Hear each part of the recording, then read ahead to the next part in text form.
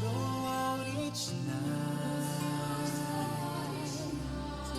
Remind us where you are. Let this be our prayer. When shadows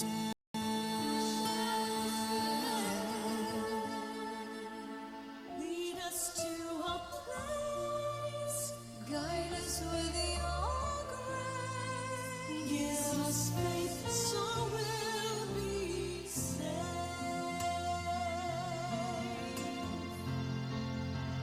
A world where pain and sorrow will be ended, and every heart that's broken will be mended, and we'll remember we are all God's children, reaching out to touch you, reaching to the skies.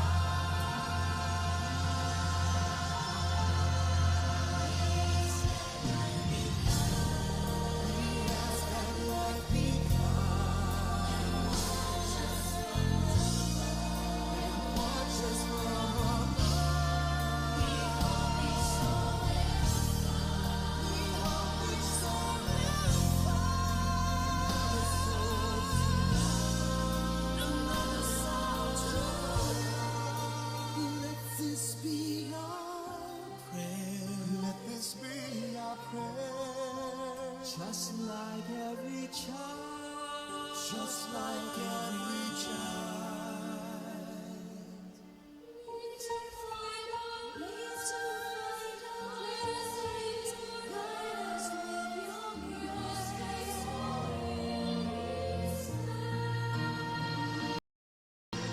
Lead us to a place.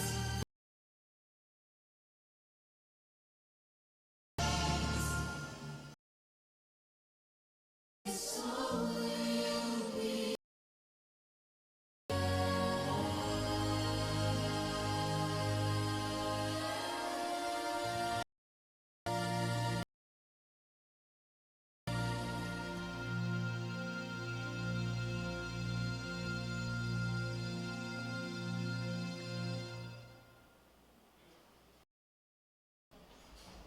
Today's forum is being streamed live on Rappler.com, the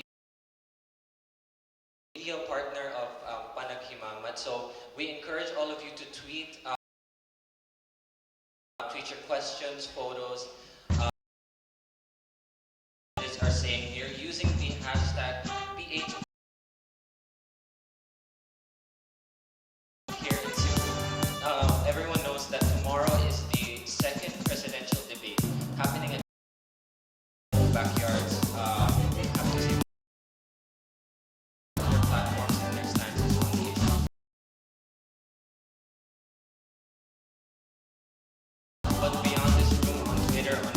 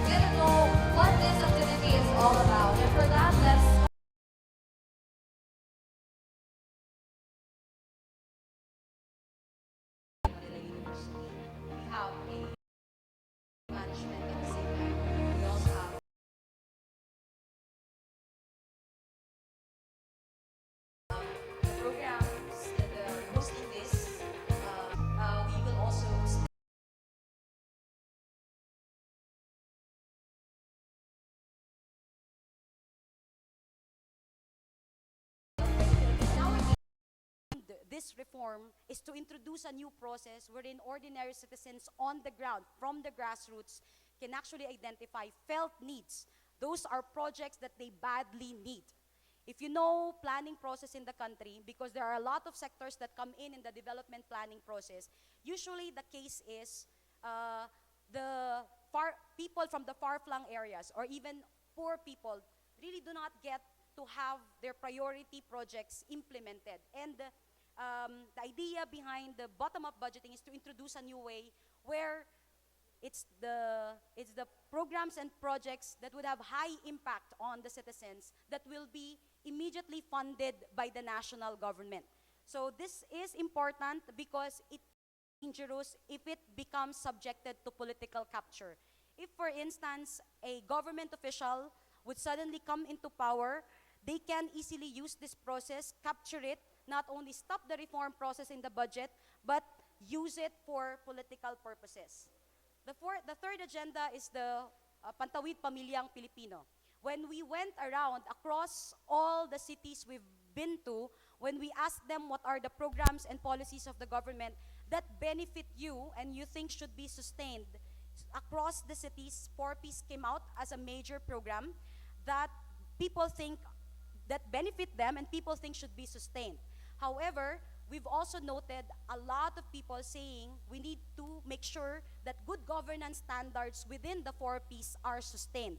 Meaning, the only way for 4Ps to actually address its main objective, which is to uh, alleviate the poor from poverty over the years, is to make sure that the targeting system of 4Ps work, that it's really the poorest of the poor that actually get to benefit, and that the conditions for the transfer. Because if for those who are not aware of 4Ps, the idea there is the poorest of the poor, because they don't have any means, they get direct cash. But there is a condition to that direct cash. They should bring their children to school and they should bring their children to health centers.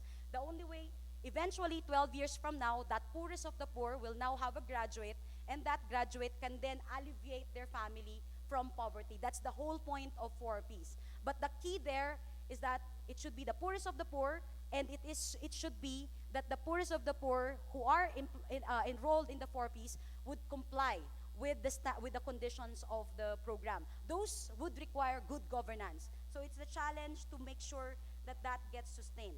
The third, The restaurants, the businesses are mostly in the North District.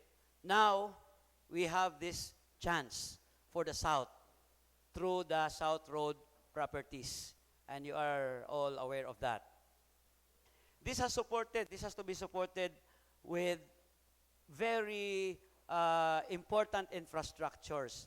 We're happy that the traffic is being helped there through the completion of the U-turn slots in the main highway of the SRP.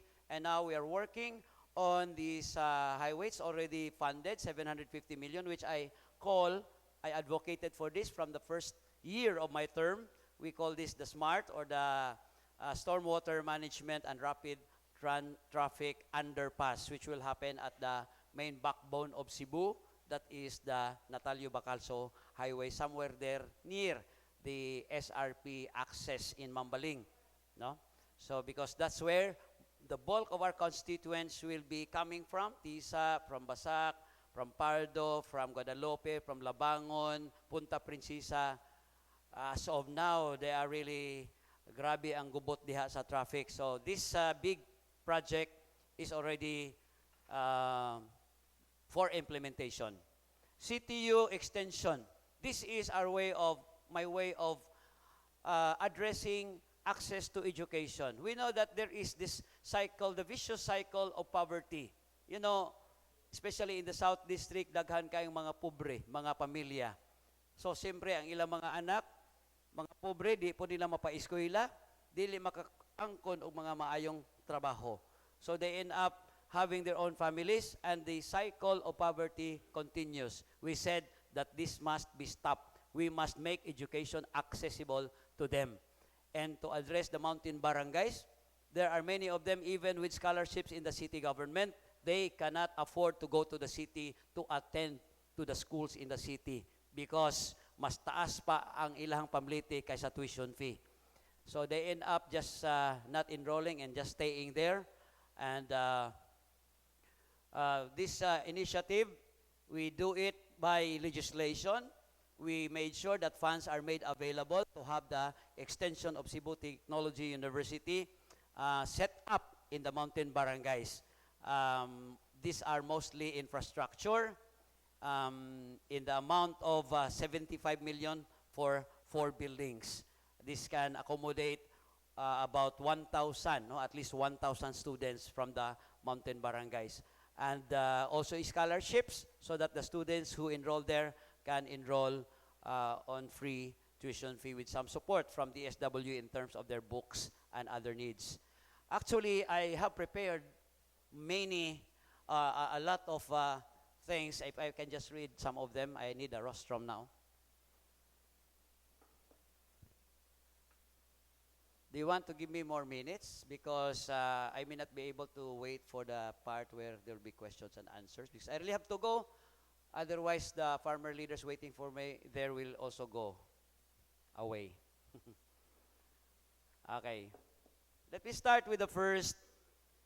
I understand this has been laboriously processed by the Visayas Consortium for Accountability in Governance on the aspect of agriculture and fisheries development, sustaining BUB. Agriculture and fisheries development, BUB, actually, when it comes to BUB, it's not really something new. The term may be new, but participation from the grassroots has been always there through representation. Through our representation, we always do consult our constituents in the barangays, what their concerns us in terms of lawmaking and in terms of provisions of basic services.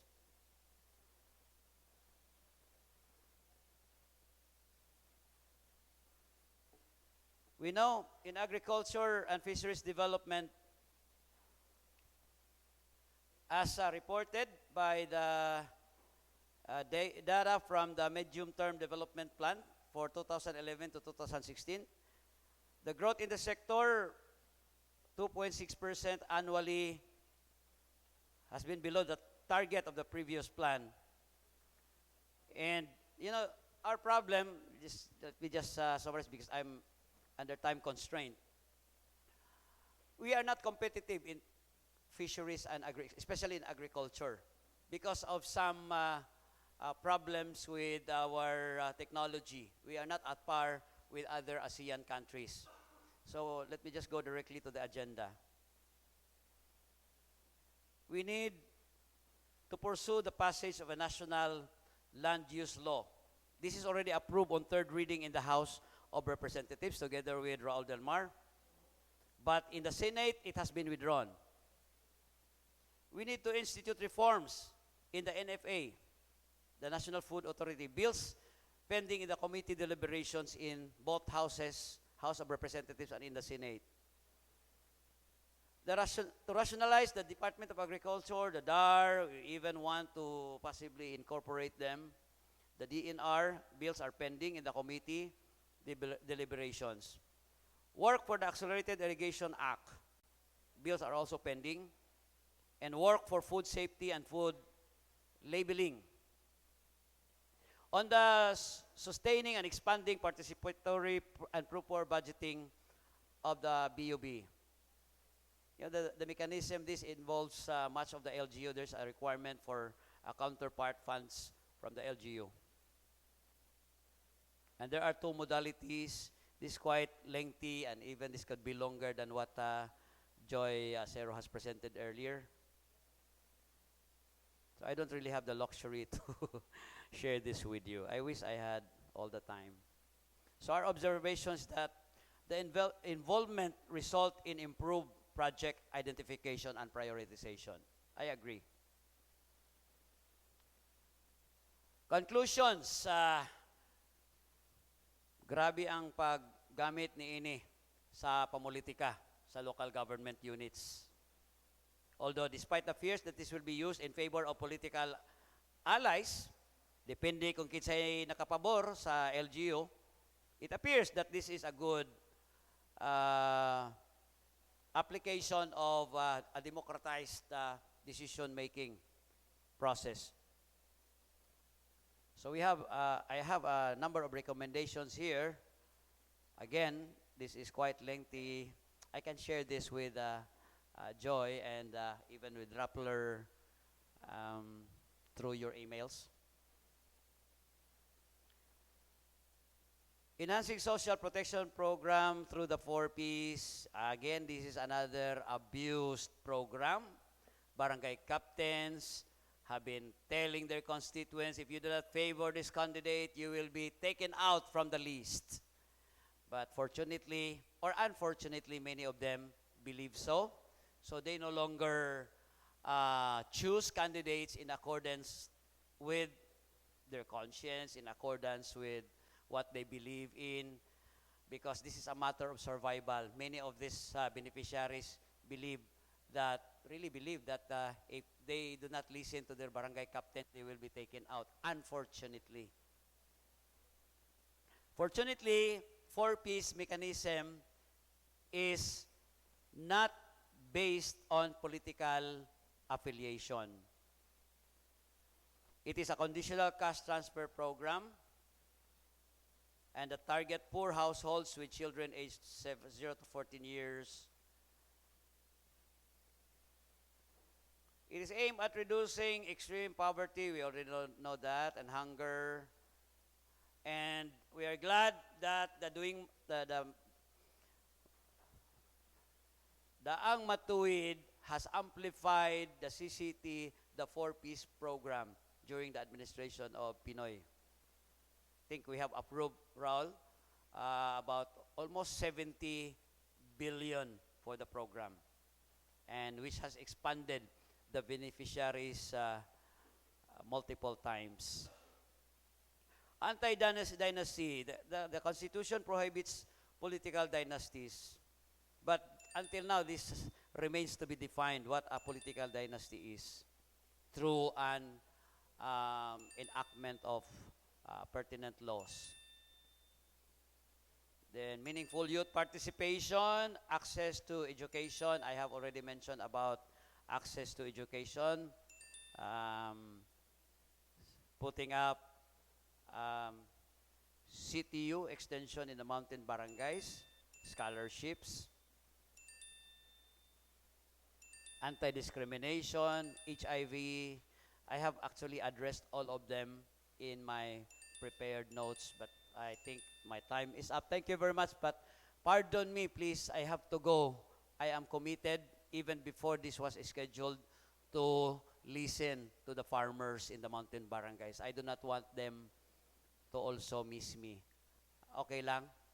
I can give you my cell number if you have specific questions. Answer you. No, any question. If you can take notes, it's 0917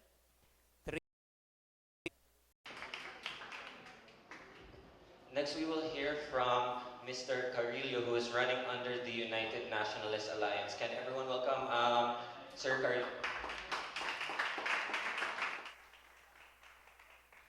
Mayong buntag natong tanan. Kini gala Attorney Jerry Carillo, no? Ako nagikan ko sa Dulho Fatima. Unya sa akong pag-eskwela, nagsugod ko niya ng CTU, no? Sa una trade school na kay libre man. Unya diha ako ni-graduate, I graduated as class valedictorian sa Cebu State of University before. And diha sad ko nag high school sa University of San Jose, Recoletos. Nikuha ko sa political science, unya ni minor sa kog mass communication before I work with Sunstar Daily. And naaman there is a former mayor, Alvin Garcia. And afterwards, I took up law sa University of San Carlos, and I took up some master degree in the United States, no? And basically now I'm a practicing lawyer. Sa sulod sa upat na ko ka termino, isip konsehal sa Dakbayan. nakapasar man sa taog mga 50 ka balaod nun, no? Kini mga balaod nun naglangkob kini sa mga balaod nun sa mga senior citizen, balaod nun sa mga kababayenan, balaod nun para sa mga persons with disabilities, balaod nun usab sa atong kabataan o balaod nun para sa mga solo parents. Kaya nga naman, ako I always believe that those who have less in life should have more in law. And mao nang rason nga sagad sa akong mga balaod nun na adiha, especially on the urban poor. Kay in my practice in law, I've been practicing and defending the rights of the urban poor.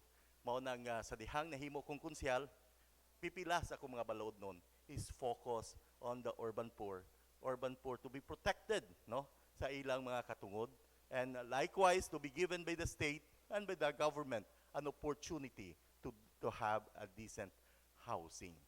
And bike lanes, din appeal ko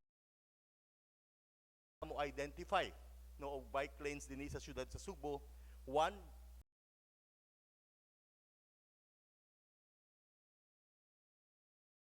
biker sad ko sama ni Alan Defensor bayan, no? We gases. And that's the reason why I am implementing and currently and kung inyo kong tagaan og kay gayon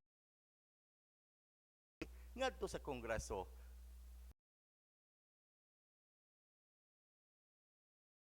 into this word shine for health, I for integrity and infrastructure, and for nature, and E for ako nakita kang mamatay ng dahil sa'yo. Do you agree with to become one of the heroes? Daghang salamat, and I would like to entertain more for your questions. Daghang salamat ug mayong buntag ka natin tanan. Please hold the mic. We'll talk. So today we have a lot of students interested in learning about their positions on platforms, and right now we are actually streaming live on social media. So there are people from here in Cebu City interested to know your stance on certain issues, and the local issues that are identified were environmental sustainability, as Cebu has been hit by two disasters in the past 3 years. The antics, the rights for the LGBT community in Mandawi City, they recently passed an ordinance banning discrimination against LGBT members. And Cebu, as the province in the Philippines with the most number of HIV cases. So I wanted to ask, in your district, or how would you address specifically the HIV the rise in HIV cases, which is very alarming here in Cebu. Primero, nagpalabang tag ordinansa, no? Ako mo'y nangamahan sa maong ordinansa pagmugna, no, sa HIV Council sa dinhi sa Dakbayan sa Sugbo nga gilangkuban sa mga non-government organization for us to come together and sit down. Unsaon ni nato pag-address ang maong problema o concern sa HIV, no? Unya atong nakita nga primero gyud, we really need to educate our people. We really need to educate and let them understand what is HIV and how it affects kanang ang trauma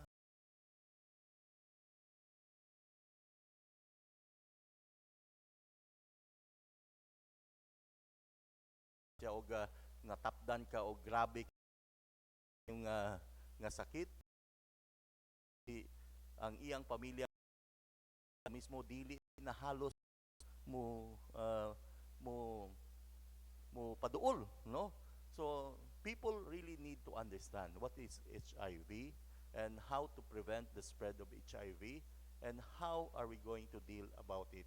We have a lot of things to do, and this really needs a lot of education, mao nang nagmugna ta og HIV Council sa syudad sa Cebu to reach out the barangays and to make them understand, no? At one time, the HIV Council came up with a lot of a specific aning address, no? Like katong yeah, it was widely published gani katong paghatag og mga syringes, which was recommended by the UN group. Actually, gamay ra magyud kay ito kay kani magong spread sa HIV, nakapagkan sa usa ka tuon nga tungod na sa pagpasa-pasa sa mga syringes, no? Although ako I disagree with that, pero kato specific kato siya nga address nga kanang pag-minimize sa pag-spread kay although kanang ang HIV infected tingali mga 15 pero ang contaminated is around 30 to 40. So there's a need to reduce that. Pero that was widely criticized by a lot of people. And para nako, education has to be maximized so that people will understand what is HIV and how it is transmitted. Pero istorya ta sa atong mga bisita dire kung naa may pangutana, just raise your hand and we'll come to you.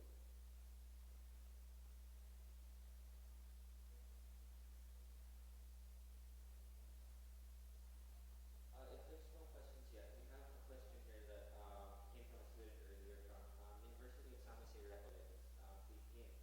She's asking, what are your concrete plans toward easing traffic congestion in the city? Um, Primero, that's a very good question because 10 years from now, we will really have sa traffic. Para nako, kinahanglan yun ta mo improve o mo implement of unconventional sistema sa atong trapiko. Imagine, for example, ako if I have a car, ako ra ang usa nagsakay kanang government vehicle nato, ako usa nagsakay ug akong driver. Pero gidak-on niya ng sakinana, that's 2 by 4, that means 8 square meter. Imagine kung doon na tay usa ka gatos ka tawo nga nag-occupy sa kadalanan nato sa tupa daghan gamay rang vehicle, gamay rang sakay, daghang king sakyanan, gamay rang nagsakay, unya gamay ra kayong vehicle nga nakapahimo sa atong dalan. If we are going to promote and expand our bike lanes and probably kanang atong mga pedestrian, if we promote, no, kay kanang paglakaw usahay makapasunog man na sa atong cholesterol and that is also good for our body. And if we bike from our residence to the school, we bike from our residence to our workplace, then that will also be healthy to us. We will burn less gas, burn less kanang fuel, and it is better for our environment. And basically, usa na sa aduha, let us no? Example, Guadalupe River. That is a wide river before. And look what is happening to our Guadalupe River. It is intruded by squatters, garbage, luoy kesanan. Guadalupe River, if we will make it as navigable river, then it will address our traffic because people can now navigate from the heart of the city, from sa Pangdako to the heart of the city, and that is City Hall, no? And from Inayawan, we can have a address nga from Inayawan to City Hall, then people will use or navigate through the river. Imagine going to Lapu-Lapu City from the heart of the city. Karon, that is 3 hours or 2 hours. But if you travel by ferry, that's only 15 minutes. Diba? So, lesser people, mass transportation would be the key to address our traffic woes. Daghang salamat. Dapat yung mga pangutanan sa audience members.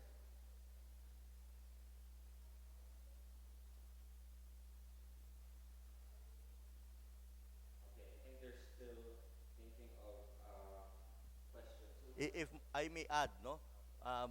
Ako, nag-adto ko sa atong mountain barangay. From Cebu City to Sinsin, we will travel around 1.5 hour. But if we will have a cable car, no? From Sinsin to the heart of the city, that's only 20 to 30 minutes. You can actually dili ta manginahanglan og pagguba sa atong kabukiran aron lang mudaghan atong kadalanan, we can have a cable car. Lesser traffic, and cable cars are now utilizing solar panels. So, lesser pa ang kuryente, lesser pa ang fuel nga atong magamit, and we will have a mass transportation using our cable car. By the way, naatay cable car karon sa atong mountain barangay nga experimental lang kana gikan sa Sinsin padong diri sa may area in Bunbun, and we are using that for transportation of vegetables and goods.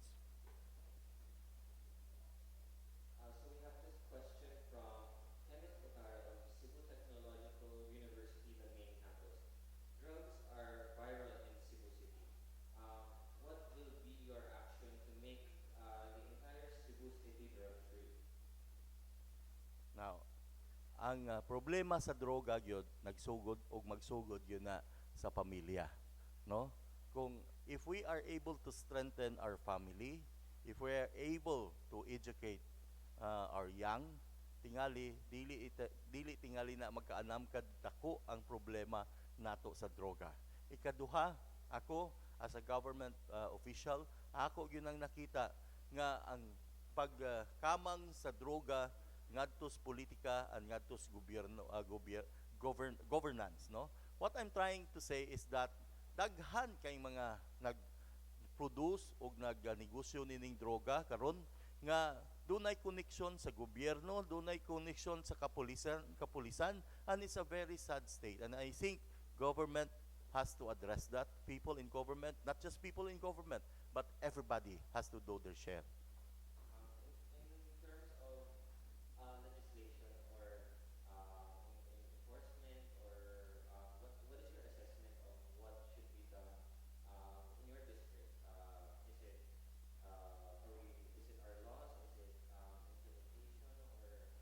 Or what do you think is the problem? Because we've had several instances of drug-related crimes that have been on the headlines in the past couple of weeks, which is alarming for a lot of our citizens here in Cebu City.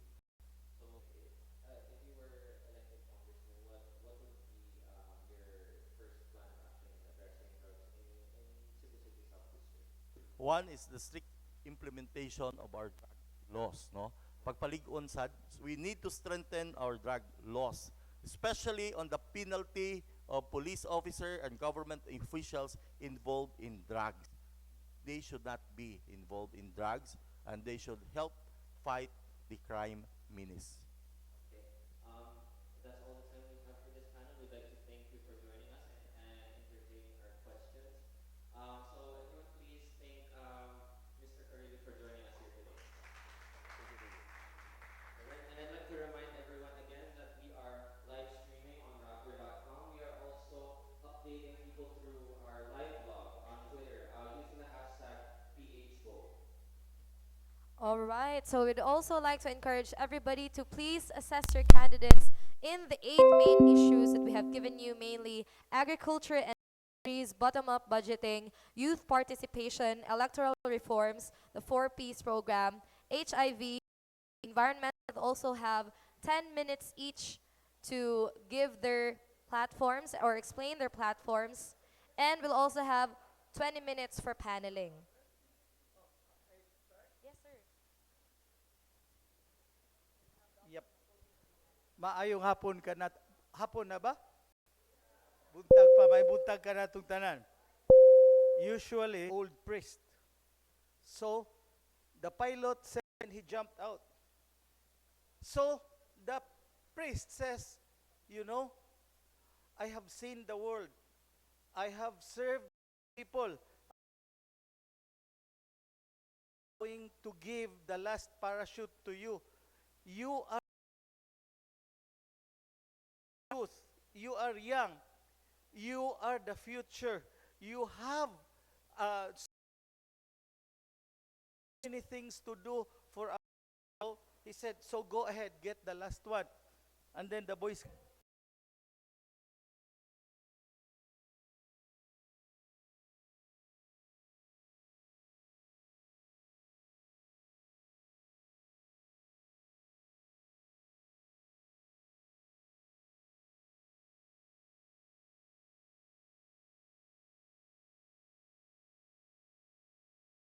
elected as you take a look at it and tell me, Congressman Manny now, be sure that your children are educated so that one day this dole out will be cut, right?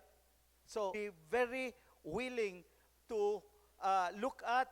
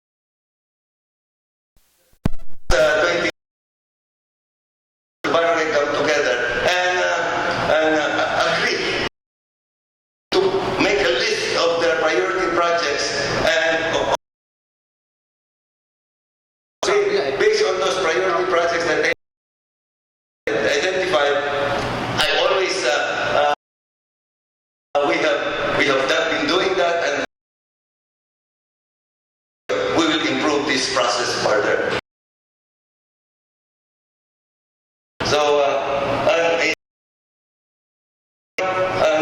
Patawid, Patawid Pamilyang Pilipino, this is one of the good projects that the administration has been doing.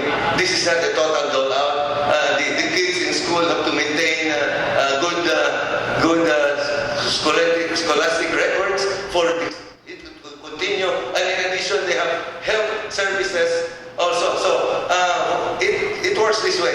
A family, a poor family that is identified in the list by the DSWD, its family who have a maximum of 3 kids are given 300 for their school education, 300 for elementary and 500 for high school. And in addition to this, they have maintained their good school guidance counseling. That they are implementing program right. So I hope you guess that of the items that you have specified. So I hope you will ask me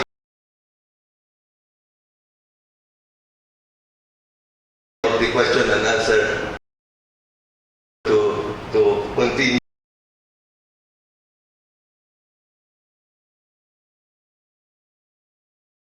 That you have listed down. Very much for the opportunity. So thank you all to ask your questions to our North Congressional candidates.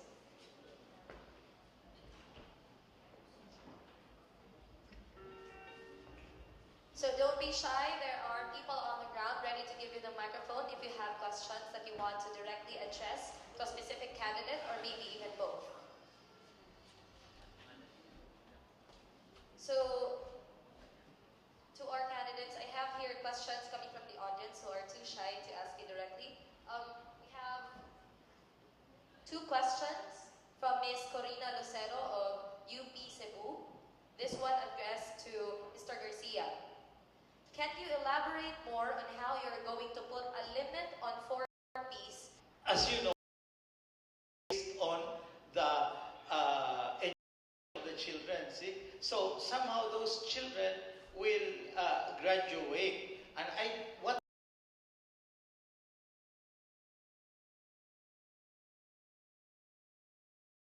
we should not let the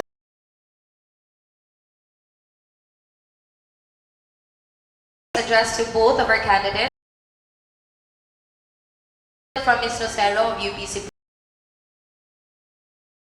What are your thoughts on BRT? What is your assessment on the proper zone?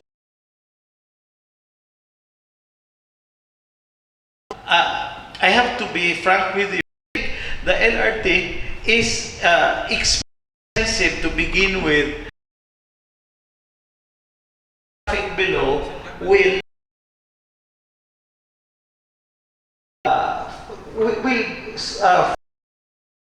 smoothly. About the proper zoning scheme. What's good? There were 2 questions. BRT that you have answered, and the second one is about what is your assessment on the proper province, specifically on private establishments along the national roads.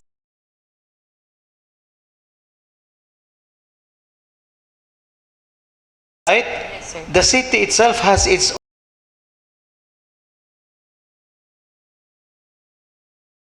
zoning ordinance, and there are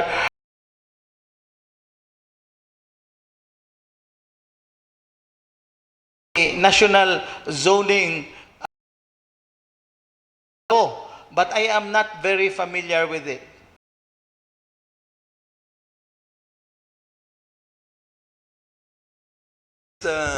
Question on the BRT.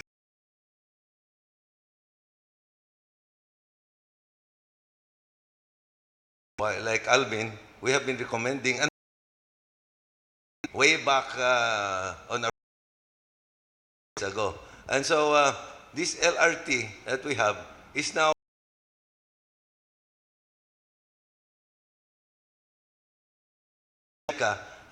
which has been commissioned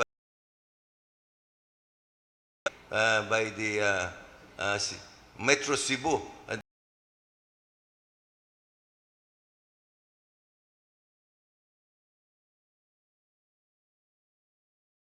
Soon.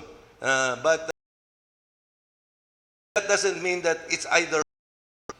We need a LRT system, which is a more modern mass transit system for a more modern metropolis like Cebu City.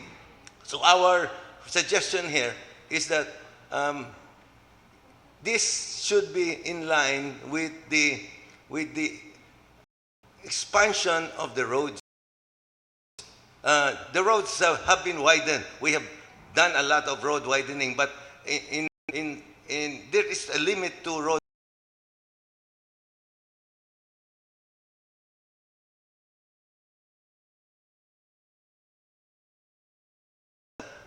My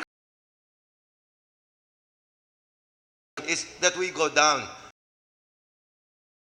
We go subway, and that is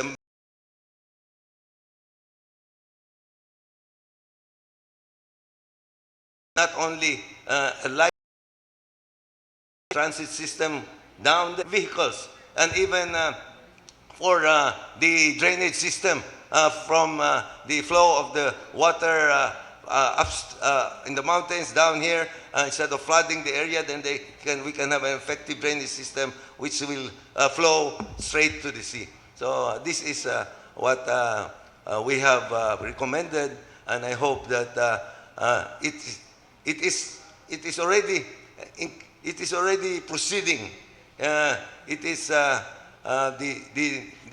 the Department of Public Works and Highways is supporting my recommendation for a subway, and it is we are now in the stage of convincing the OTC likewise to come together and already submit the project for approval by NEDA, because the OTC is necessary since rail transport is the territory of the OTC, while the road system is the DPWH.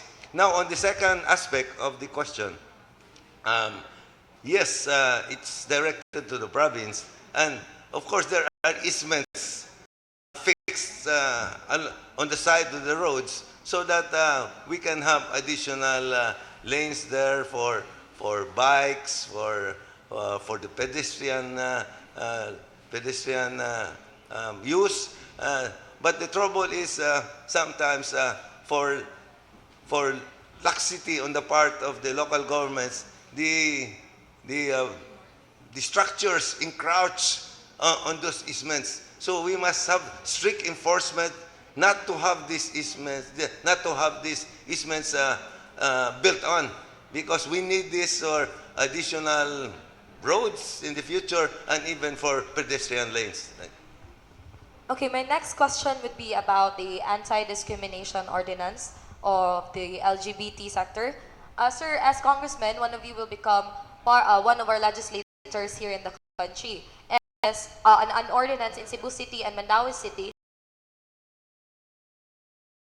So my question would be, do you have plan making a national law on protecting LGBT sector from discrimination? There is already bills in this regard pending before Congress, as well as existing laws that need to be improved. That's why there are bills filed for additional improvements in the form of amendments. Now, personally, I am for respecting the rights of everybody, including the lesbians, gays, yes, bisexual and transgender. So we must respect their sexual orientations, and we must never allow discrimination against them. And this is not only in their case. of my early terms, first or second term, for anti-discrimination, there was a need to introduce legislation to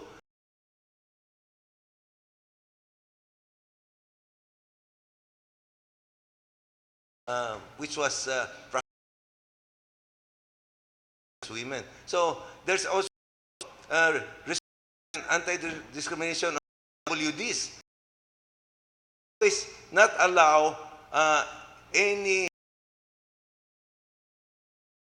member of the society or whatever sector they belong to. So whatever their sexual preferences may be. No? Uh, How about you, sir? Okay. I guess I would like a folio of these laws and ordinances and maybe look at it. If there are anything that we can add or we can amend so that it will be very, very acceptable to everyone. There are two other things that is probably included in this issue, and that is sexual harassment on women. That's one. And then the anti-bullying act on it is connected, probably make.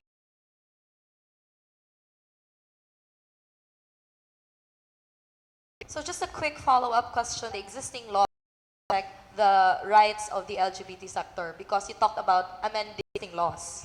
Actually put it together and look at it me on what to do on it. through circumstances, they need amendments to update concerns and provide funds. The party will be subsidized by government to provide the necessary funding. And that is why we also have to look at the amount of authorized expenditures for authorized expenses so that this will not go beyond and below also. So that not below, so that everyone will raffle. So that's how strict it is. Now, in this matter, we have succeeded in putting it into law in the abolition or continuation. I was for continuation because I respect the rights of the youth, and this is need training and empowerment. So, well, I was outnumbered, but I Candidates of Cebu City, and please stick with us. Um, so that's it for this morning.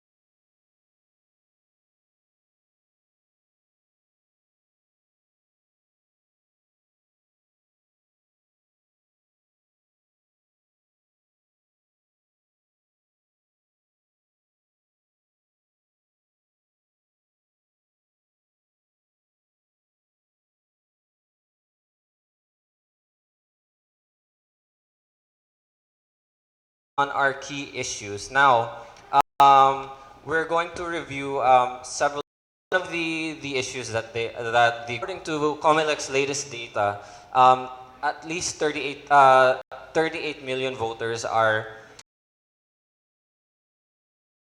between the ages of 25 and 35, and a lot of these people are on social media.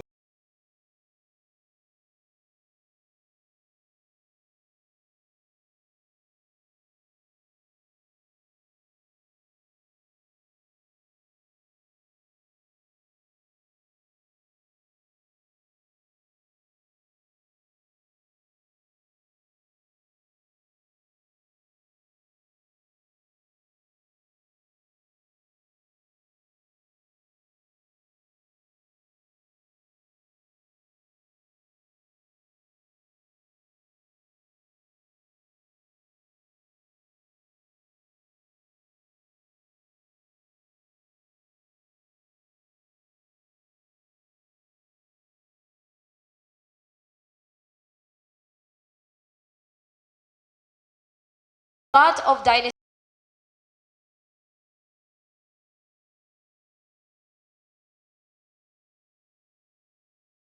overviews or tidbits of the 8th agenda that we have. So we'll move into our next panel, which is the BO to our event today, who's the United Nationalist Alliance or Rama. So we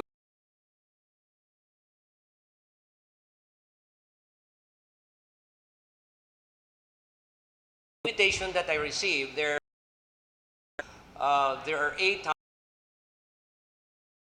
I'm supposed to discuss. In the interest of time, we have to discuss the 6, but will be discussed a little bit in detail. The first actually is in the BUB, that's the bottom up budgeting. This is a way of encouraging citizens to participate. In Cebu, we have done this, but the problem is the implementation. Well, it's not an assurance that the budget or the projects that's being there, that's being discussed and approved, is not a guarantee that the project would be undertaken. The second one is the poor peace. This is Pantawid Pamilyang Filipino program. The objectives of this are social assistance and social development. I would like to share it with you that Cebu City, in particular the 80 barangays, have already undertaken this, and we're very happy that there are so many beneficiaries. Again, there's so many which are happy, but there are so many too which are very sad because they are not included. Now, my idea here is that the poor peace, though it has a very noble idea, it is used as a political tool because the barangay captains are the one who are supposed to appoint or to verify who are the beneficiaries, and that if the beneficiaries are found out not to be allied with the barangay captains, they will be taken out from the list. That's a problem. The third thing is about electoral reforms, and there were about 3 topics about this one. It's dynasty law, and I don't think, for me, I don't think this would be approved, and if this would be approved, I don't think this would be implemented. Because take note that the one who make the laws and interpret the laws are the politicians itself. So how can this be implemented well? The other thing is the campaign finance reform. In the election, in this election law, there is a certain amount, the amount of 1 peso per voter. Cebu has about 600,000 voters, meaning to say you're allowed only 600,000 pesos. And they were saying that there is an election or a campaign transparency law. Okay? So, how can there be a transparency where you actually mandated to only give, to only have 600,000? Okay? The other thing is the party reform. The party reform, if I have to say, I would suggest, for me, in my personal note, there would be two-party only. However, I would be more supporting on federalism. Okay?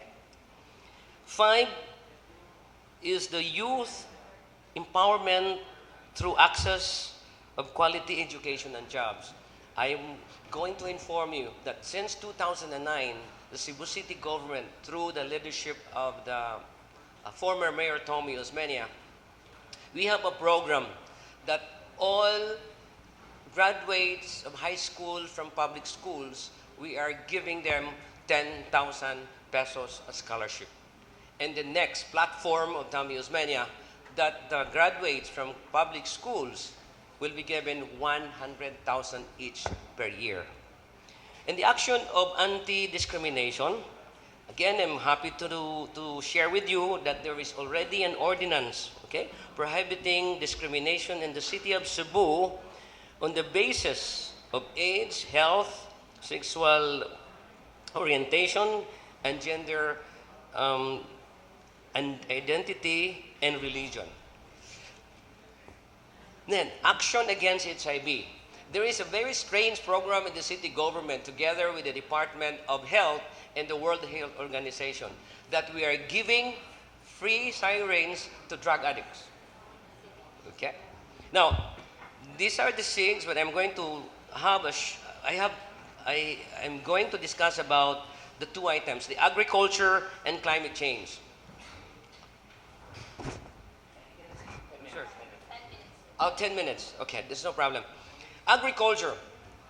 Cebu has a population of 850,000. And Cebu is very progressive. And behind this progress, 33% is in poverty. And I would like to stress that 60% to 70% of the agriculture produced, supposed to be the agriculture or the vegetables and fruits that we have in Cebu, are actually imported. 40% even we get we get vegetables from Australia. Okay. Now, in the case in 2013, when I started being the fourth term, I made a resolution asking the city government that the common areas in the city of Cebu should be planted with edible plants. For the first few months, it was very successful, and right now, it's not there anymore. So what I'm trying to do now, which actually it's there in the third reading, I am proposing or making an ordinance that the common areas in the city of Cebu should be planted with edible plants. And for the private lands, okay, this would be converted, which are not used, this should be converted into gardens. If they are not going to do that, they will be penalized. And if they are going to do that, then they are going to give incentives. The other thing that I've sponsored, which I have sponsored, products and make GMO, genetically modified organisms, meaning to say seeds, banning all of those and making and putting a model farm, of organic farm in the north and the south district. Okay, these are all in agriculture. The second thing is the climate change. Now, the biggest threat of humanity right now is the climate change, and we must do something. In my own capacity, I have made a house which is a model of what we call as a climate change adaptation. What I'm trying to do here is this. There are a few things I'm trying to do. 60% of the greenhouse gases all over the world is caused by energy and transportation. So in the city government, I have made an ordinance to reduce the electrical cost of the city government street lights to 50% because energy is actually used in order to put on the lights. In the city of Cebu, we have 27,000 lighting fixtures in the streets, and we're paying about 11 million per month. And because of the new technology, which we call as LED, I made an ordinance to convert all sodium lights and HID lights to LED. So meaning to say, reducing the wattage from 250 watts into just 110 watts. In so doing, the wattage or the power went down and that the energy cost will be going down 50%.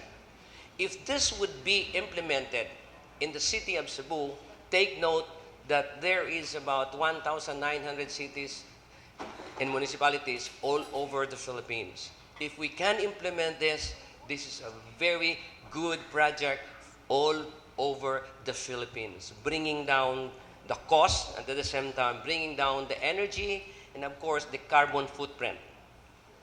The other thing is we are, as the chairman on the Committee on Transportation, we are supporting the BRT. In fact, Tommy Osmeña as the one bringing the idea of the BRT, the Bus Rapid Transit. Hopefully, in 2018, this would now be running in the city of Cebu from Bulacau, going to Ayala, from Ayala, going to Talamban, and going back. The other thing is this.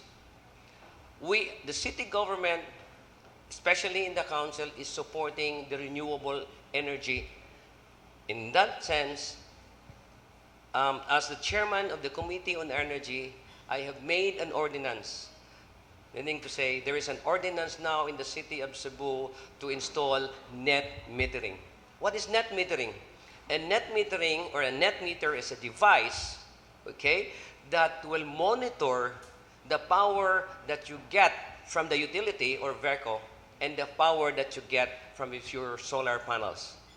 And in this case, like me in my house, I am the first net meter customer in the whole Visayas and Mindanao. And you will notice that there will be times that the utility pays me. Meaning to say, I'm not the one paying the utility, but instead the utility pays me. Normally, they pay me about 2,500 pesos a month.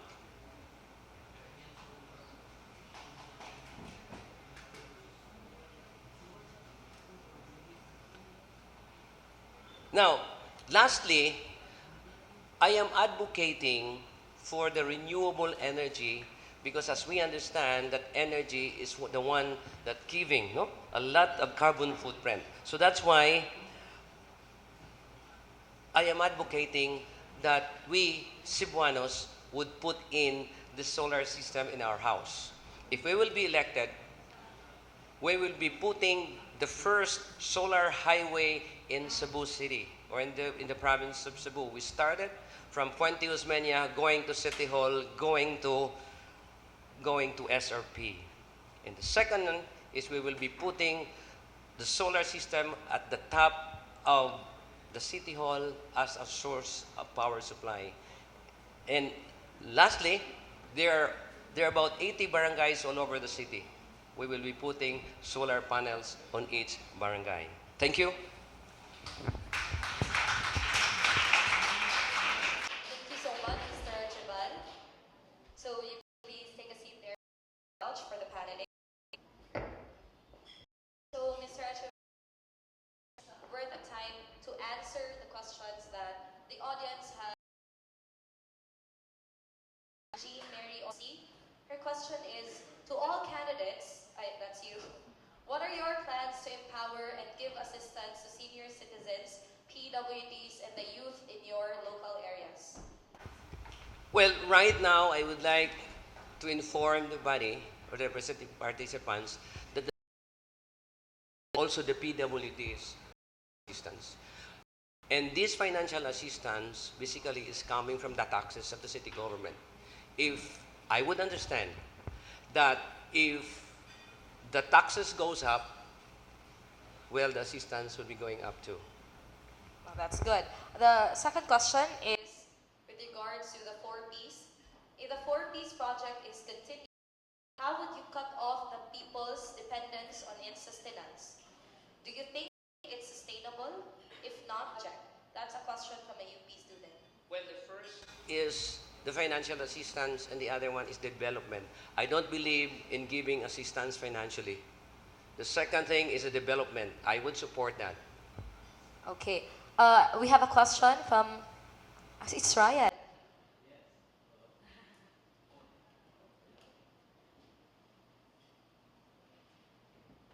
Sir, you talked a little bit about your approach to curbing drug use and drug crimes here in Cebu City. And one of our presidential candidates has been very outspoken about how he would use enforcement, basically a law enforcement and military approach into curbing drug use and crimes around the country. Here in Cebu City in particular, what would be your approach in reducing this big problem that also affects our city, where HIV, we have the highest HIV rates in the country, which is it's very intertwined with the drug use problems, and we've seen in the past couple of months where drug crimes, where people are being killed, police officers even being killed by people involved in the drug trade. So what would be your approach in curbing this problem here in Cebu City? I would say that the root of this drug problem is actually education and unemployment. What is important to me, I'm not the mayor, I'm not the implementer, I am actually a legislator. What is important to me is to legislate laws that would give preference to education. Education, then work, employment, then for me, that will lower down the problem of drugs. Killing people might not be a good idea. That's my personal opinion. Giving work, giving education, and for me, that will work. Okay, so my next question, sir, is because I can't help but notice that you were a bit pessimistic about the implementation of the anti-dynasty bill when you said a while ago. Um, Yet you recognize that there is in fact a need to implement or create a bill that would allow us to democratize more our elections. So as a part of the executive, even if you have a quasi-legislative power, as a part of the executive branch, how do you plan on executing a particular bill if the anti-dynasty bill is passed? If you're very pessimistic about it or if you have doubts about it?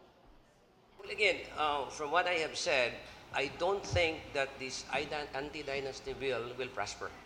Because as you know, the people who are making this are actually the people who are the relatives and friends and even fathers and mothers of the politicians. How can this be implemented?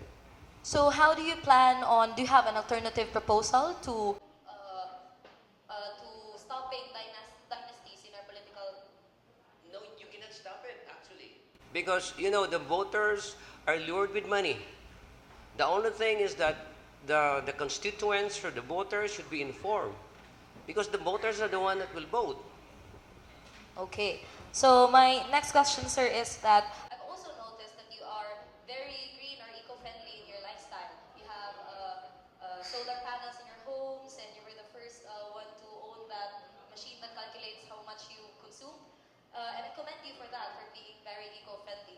But I have to ask you, how do you plan on translating that to the ordinary person in which you? Okay, this is right now, it's very expensive. But I would understand from the calculations that I made, the return of investment is 9 years. Why? Because there is a very unfair charging. I would like to tell you that if I have a big power plant, solar power plant, the government will pay 9 pesos. If we have 1 kilowatt, there are two kinds of, we call as customers. Now, one is the residential. We are the residential. And the other one is the big generators. Although we are consumers, if we have a solar panel at our house, we are still a generator, but we are small generators, right? So you have the small generator and you have the big generator.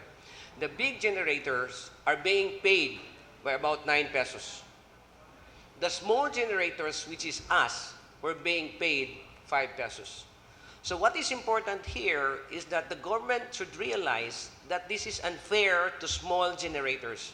What is important here is that we, the studentry and the population of the city and the Filipinos should rally and tell the government that, look, if you want that the renewable energy to prosper, the price should be the same. And if the return now of investment would be 3 years, most of us will be putting solar panels at our house. And, well, right now, this is very expensive. It might be expensive, like a car. It's about 800,000. But in a car, you are going to give gasoline every day to that car. If you are going to put a solar panel in your house, you will be given 200 a day. So this is a very nice proposition. But again, if the government will see to it that these small generators will be given preference, they give actually 9 pesos, let us say, then the return of investment would be very less. 3 years na lang. If that would be 3 years, most of us would be putting solar panels at our house. All right, so we have a question from the audience. Yes. So, how willing are you to help or introduce yourself? Question is, how willing are you to help or educate people to the importance of environmental sustainability if you will win or you will not win this coming election? There was the saying that, if the trees can give Wi-Fi, I think we all will be planting trees.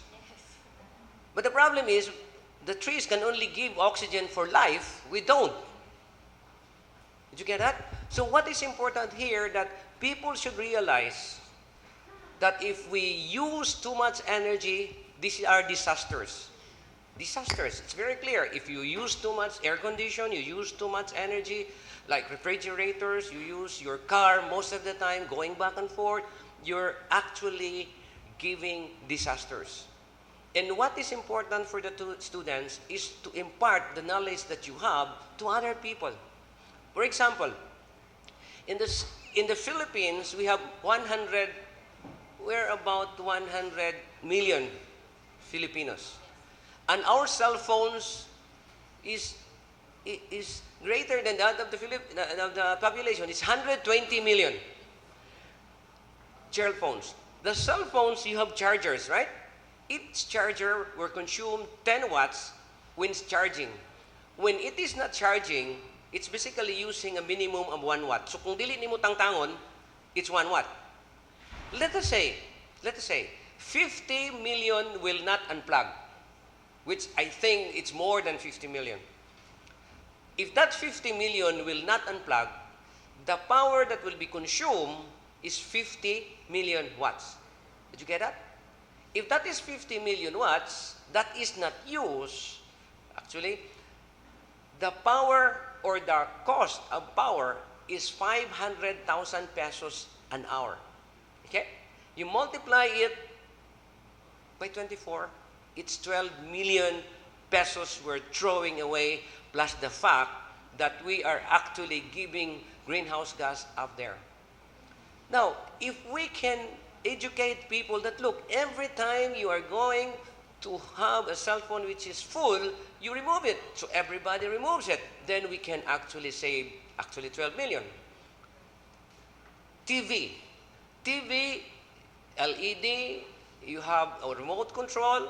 Then when you off using your remote control, the TV screen is off.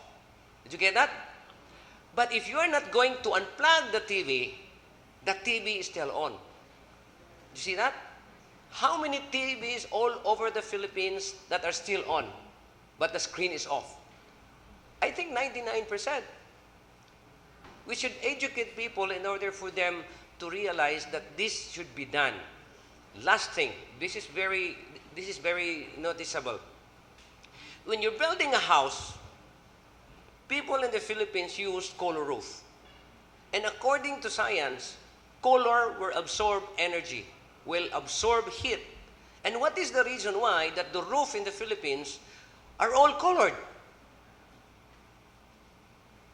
Because of the looks. Now, if that is colored blue, green, yellow, red, it will absorb heat and it brings the heat inside the house.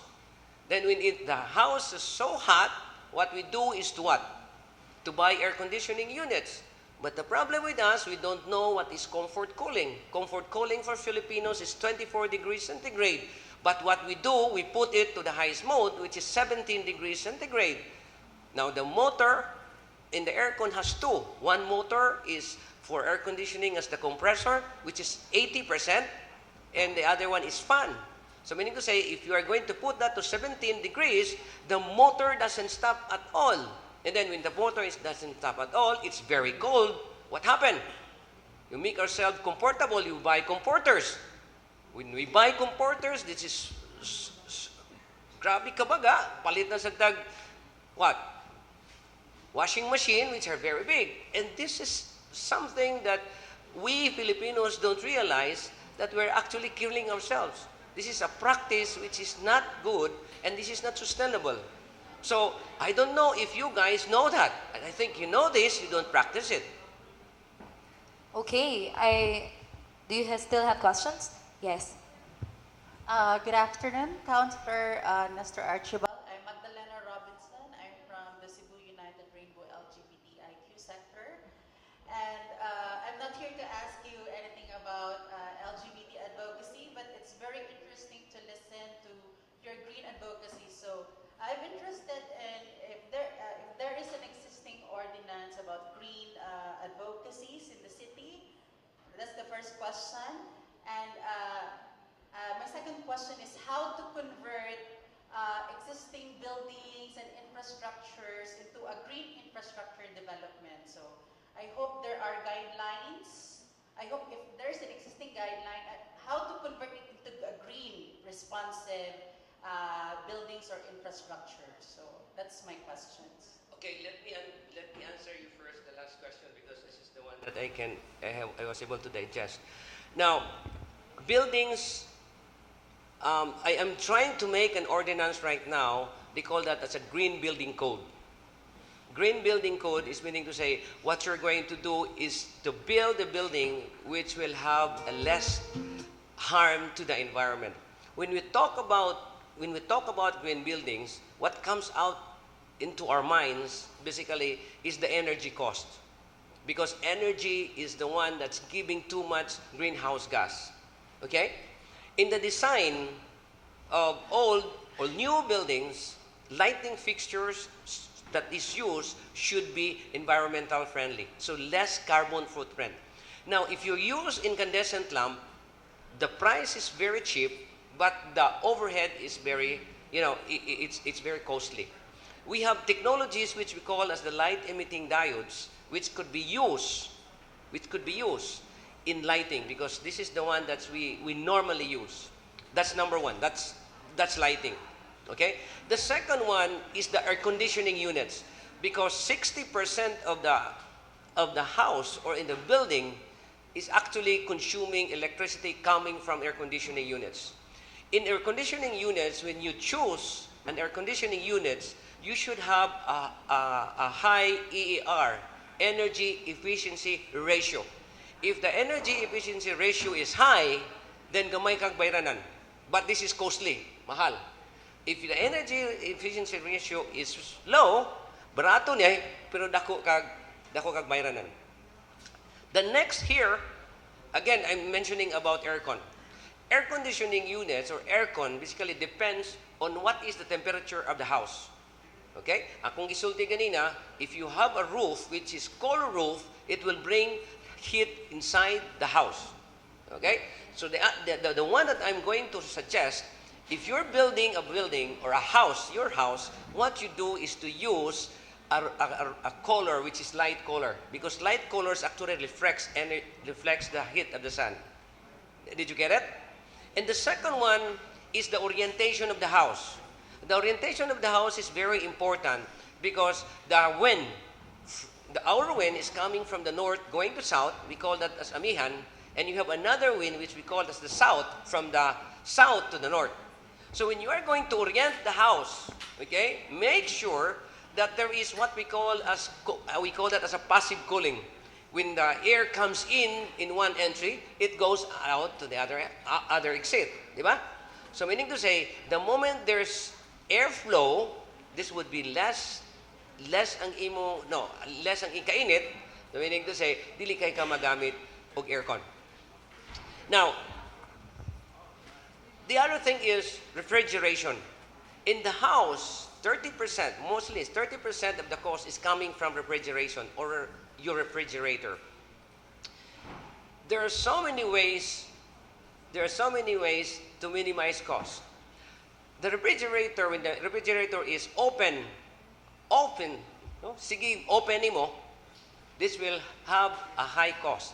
Kanuman, because when you open it, coldness goes out, and then the motor will work hard in order to bring back the coldness.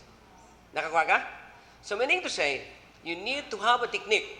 I am teaching this to the mothers.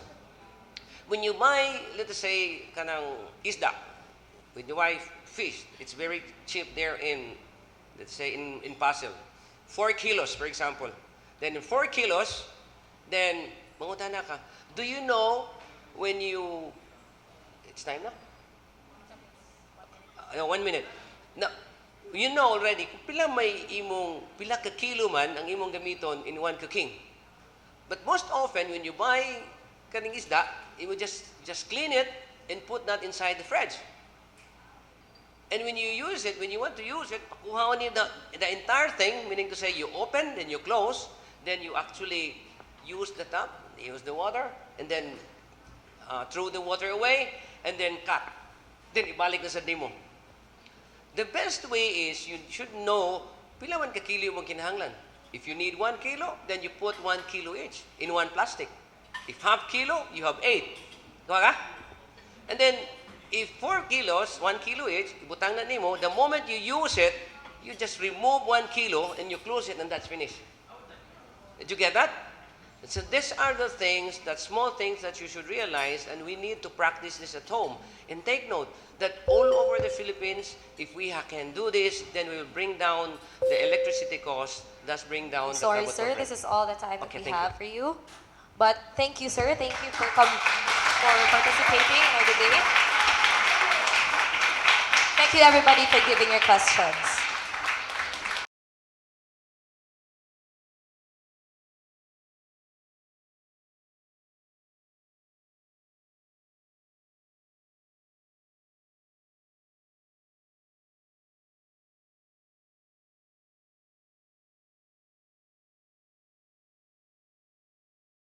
Still on sharing your thoughts. I hope you're asking questions, engaging each other on the issues that you told us were important to you.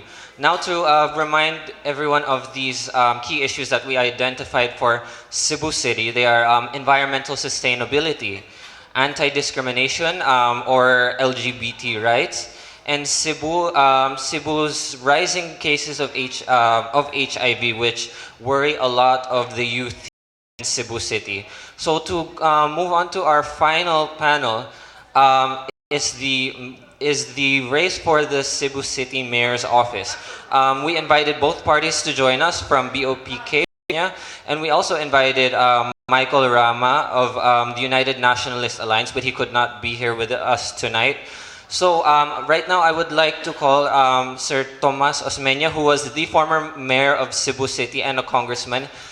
He served several terms before. So let's all welcome Tomas Osmeña to the stage.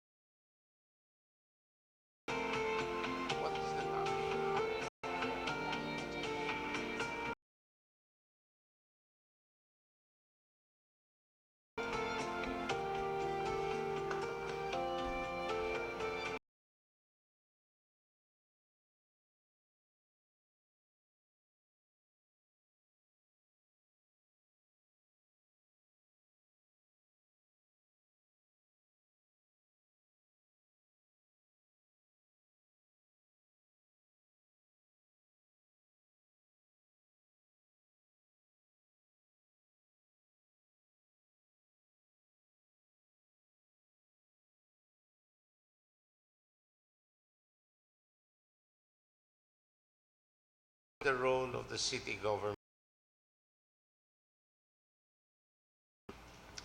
You know, it's not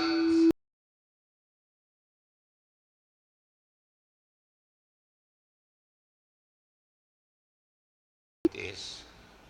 I don't think you'll get the same answer from all the senators.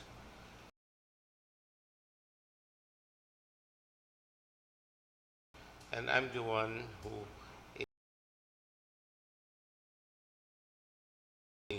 guides and gives a common sense of purpose. To us in BOPK, the role of government is to provide a service. And this is where we get into a bit of a debate, especially with lawyers, because the lawyers will say the role of government is to govern. And I say, no, it's to provide the service. And they say, no, it's to govern. And I insist it's to provide the service. And they end up telling me, can you please spell government? See, it's to govern. And I still say, you're wrong. If you don't believe me, let's ask the people, let's put it to a vote. And you ask the people, do you like to be governed or do you like government to provide a service? And I said, you're not going to win that argument. Because to me, what the people want is service. So what kind of service should the government provide? Essentially, services which someone cannot get from the private sector. For example, everyone can put a light bulb outside in the street in front of their house, but no one wants to do it. So government has to do it. Everyone can clean the street in front of their store, but no one wants to do it. So government has to do it. We in BOPK think this way. Provide a service.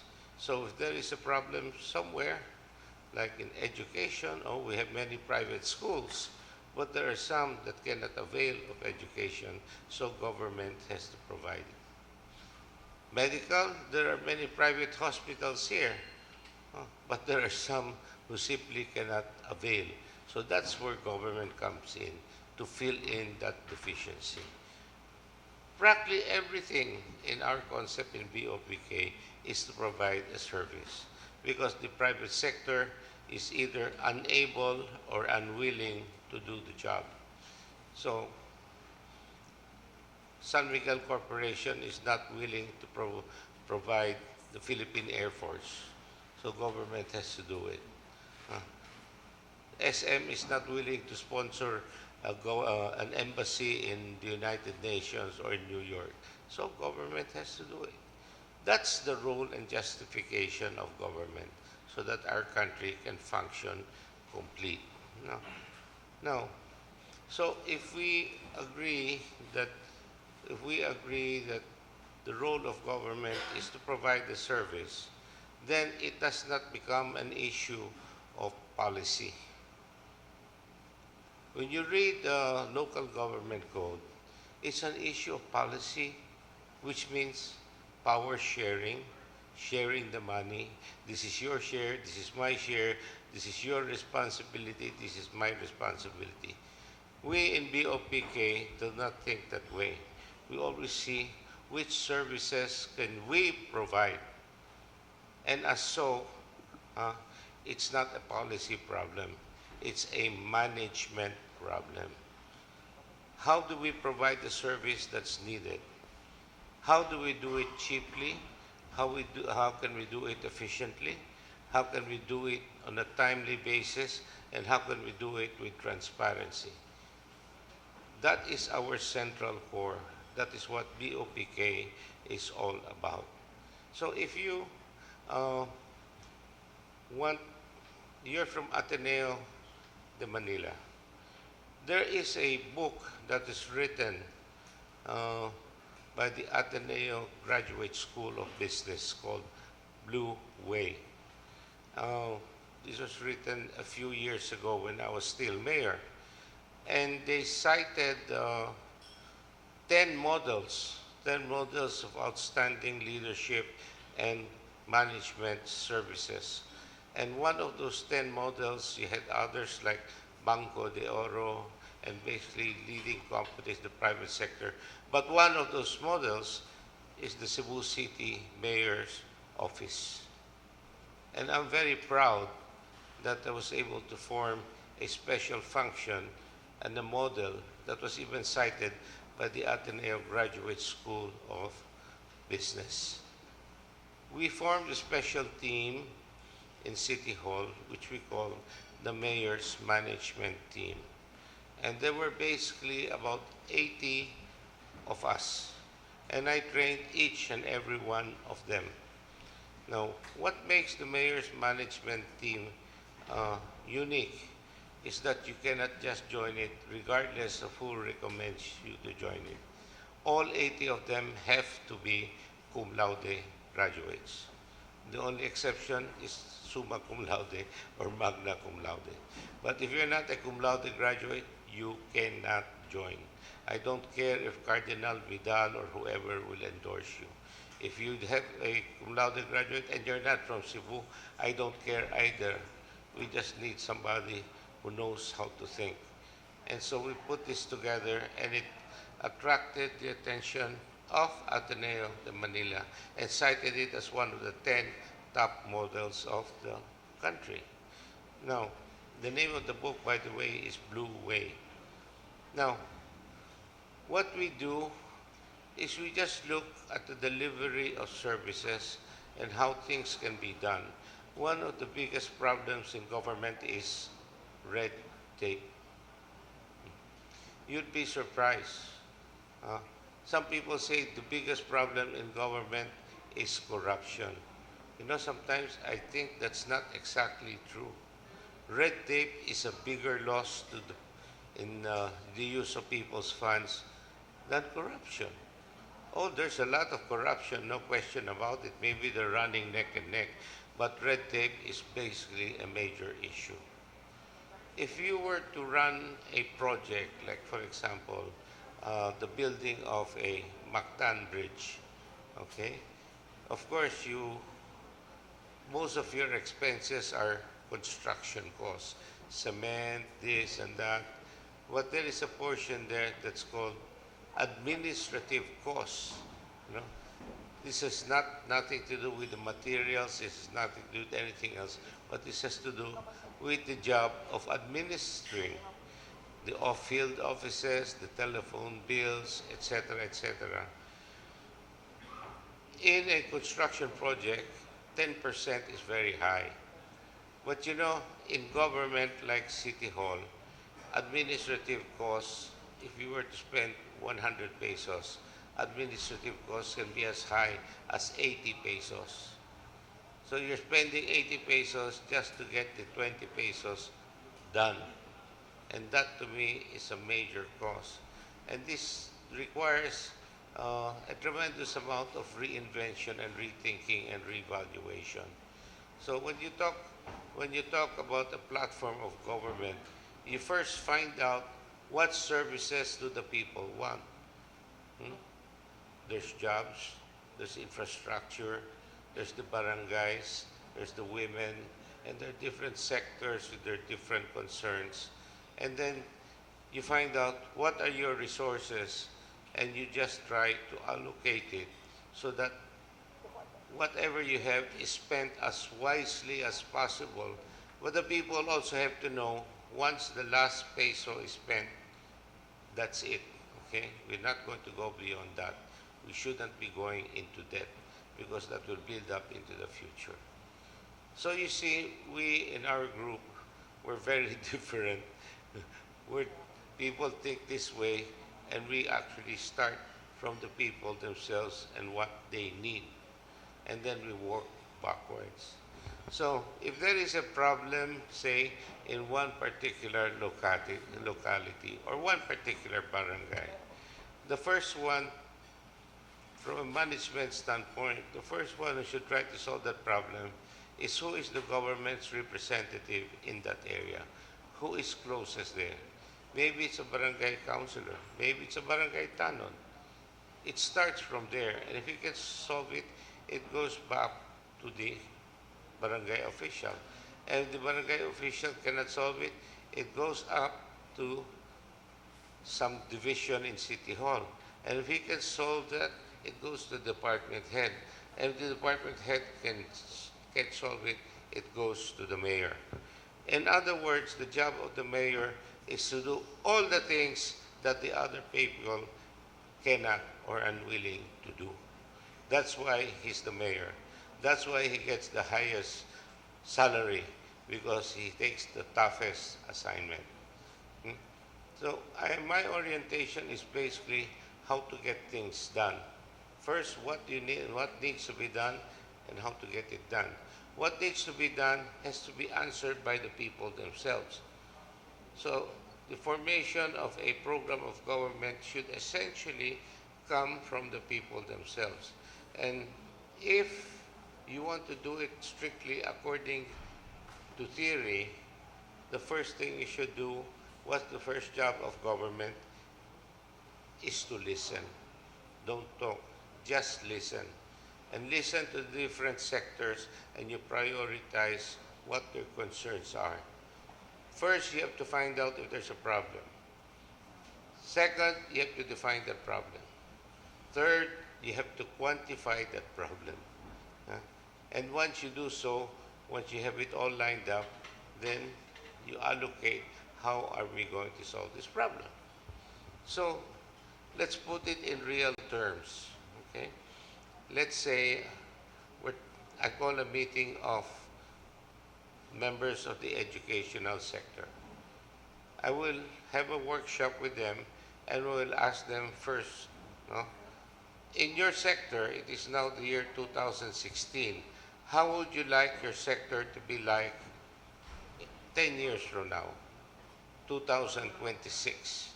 Now the key here is they have to spend the whole half day discussing it, but there is one basic rule: they have to quantify their answers. It should be very good. You cannot quantify that. It cannot be like, we should be the best. You cannot quantify that. You quantify it by saying, what should be the standard of literacy in 226? In other words, you have a number. Okay? Now, the next question they will be asked is, where are we today? You said you want 99% of the people to be able to read and write. Where are we today? Oh, 99. Maybe now we're 91%. So what's the difference? The difference is 98 minus 91 is 7%. So we have to have a 7% gain over a period of 10 years. How are we going to accomplish this? So for this year, how are we going to achieve that 1% gain? Then we go through another study and say, what are the obstacles that will prevent us from accomplishing that 1%? You see, what I'm really trying to say is that in our style, we're more like technicians. We're not philosophers. We don't like to argue because you're bad and I'm good. Yeah, this guy is better than that. You know, these kind of arguments are endless. It can go on forever. And there's no common denominator. And you just end up grandstanding and everyone's trying to outdo themselves. You know, helping the people is a management problem, is our orientation in Bando Osmeña. It's not anything else but that. We translate it all to a management problem. Okay? Yes. Okay. Thank you for that very informative talk, Sir Tomas. So today we're engaging with several youth groups. They're from several different schools here. And they wanted to talk to you about the issues that concern them the most. So I'd like to open up the floor for questions for Mr. Tomas Osmeña. Sir, my name is Aimee Espina. Aside from being one of the hosts, I'm also a student from the University of the Philippines, Cebu. Sir, you belong to a very prominent family here in Cebu. Some would even say that you belong to a political dynasty. So with that said, I'd like to ask your thoughts on a very well debated and timely bill, which is the anti-political dynasty bill. The dynasty. Yes, anti-political dynasty bill. You know, we don't even talk to each other. How can you call it a dynasty? You know, if you really analyze the Osmanias, you know, we hate each other. You know, so how could you call it a dynasty? Uh, I hate Sunny Osmania because he said the SRP is a monumental disaster. I really hate him for that. I spent 20 years of my life trying to do something for Cebu, and he talks like he knows it all. You know, and uh, each one of us has different views and directions. But we have all been brought up under the same environment, no more different than you have. So there is a tendency for us to share some common experience. But to say it's a dynasty is, I think, is very misleading. So I wanted to ask about a more local issue because I know one of your campaign platforms is alleviating traffic here in Cebu City, which has gotten worse over the past several years. So I wanted to ask specifically, what are your plans if if you're elected this next May to become your plans to alleviate? You know, it, there's a tendency to oversimplify everything. But traffic is a combination of a lot of factors. But if you want me to put it in a nutshell, I'll talk about my track record. When I first became mayor, I brought in the most modern traffic system in Southeast Asia. Hong Kong was even behind us. They followed us after 2 years. Manila followed us after 8 years. Now we have the worst traffic system in Southeast Asia. Now, it's going to take some undoing. But it's more than just a traffic system. Huh? It's a combination of different factors. And people don't even know that the people, the owners of the cars themselves, are one of the major causes of traffic. I did what I tried to do. You know, when I became when I went back to the States, I used to brag to my friends, you know, because they would show me their latest cars with all the navigational gadgets, etc., etc. I said, you know, in the Philippines, our cars are better than you because you just tell the car where you want to go. You say, "Adto ta sa SM." They'll take you to SM. Hmm? You say, "Go to the gas station and patubil ta." Oh, the car goes to the gas station. You know, it will even wash the car. Why? Because we have drivers. In America, no one has drivers. You know why? Because they're very strict that there is so much parking space available.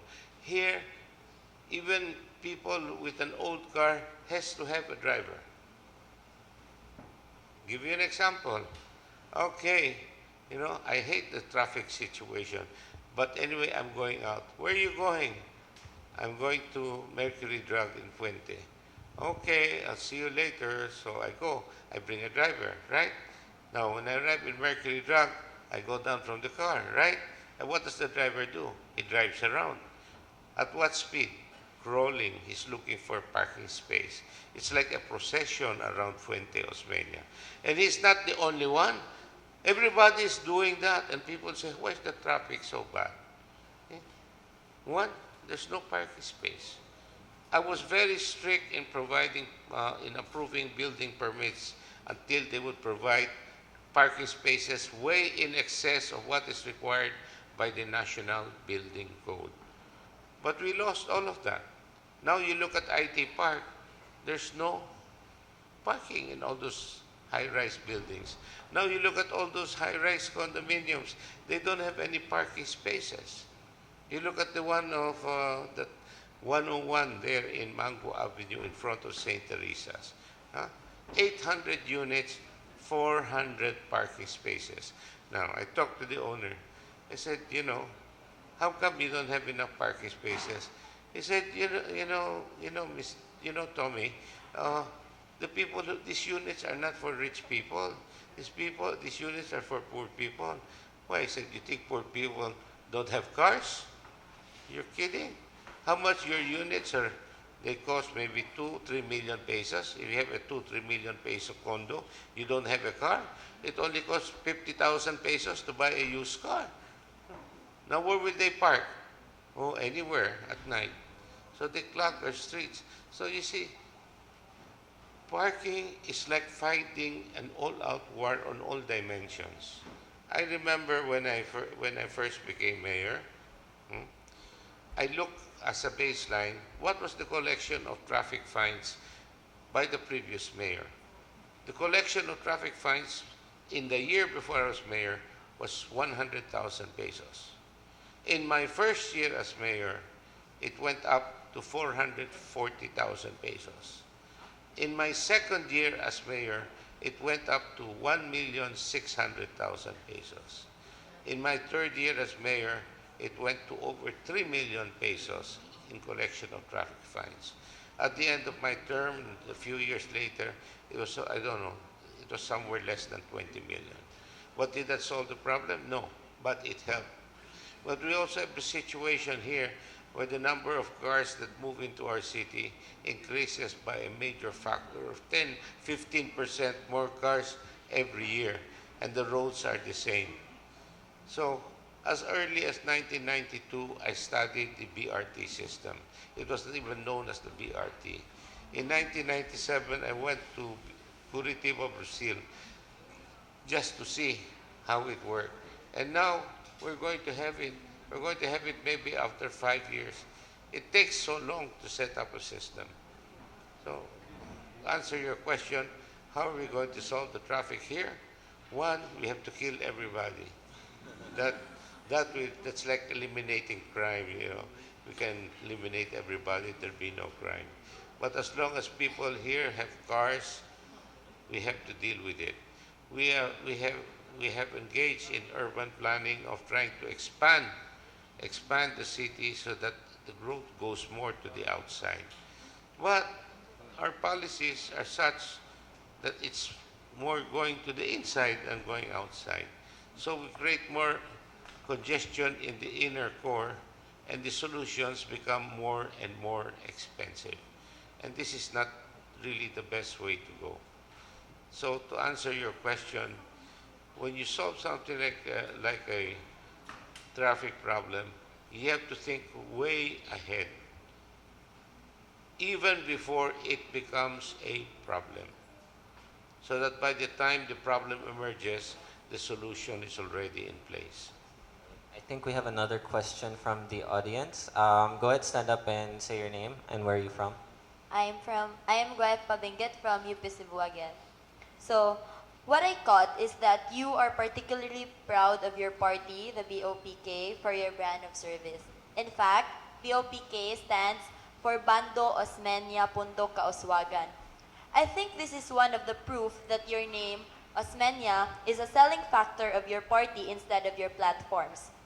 Now, one of the agenda in this forum is electoral reforms, particularly reforms in our political party. I would like to know what is your opinion on deviating from the traditional personality politics and reinvigorating into our parties into truly principle and platform-based politics. Good question. You're right and then you're wrong. You know, in life there's no black and white. It's always gray in between. But there is indeed influence of our ability or inability to make our own decisions. We just follow by what is popular. We follow by who's the boss, and we just go along with that. It's not the fault of Osmania that our people are no longer trained how to think. It's our culture. And this can be best offset by teaching them how to think. I'd like to introduce you to my son, Miguel. Here, Miguel. My son, Miguel, graduated in UCLA, summa cum laude, in philosophy. Now, you tell me that he's not qualified to run for public office because he should be disqualified because he's an Osmeña. Go ahead. That's what I'm trying to tell you. See? What Miguel, when before he entered the university, he asked the professor, how are you going to grade us? And the professor said, it depends how much you fight me. And he likes that. And he scored very well. He beat all the white guys there. He's summa cum laude in one of the top universities in America. But he's the same guy who dropped out of Sacred Heart School when he was in high school.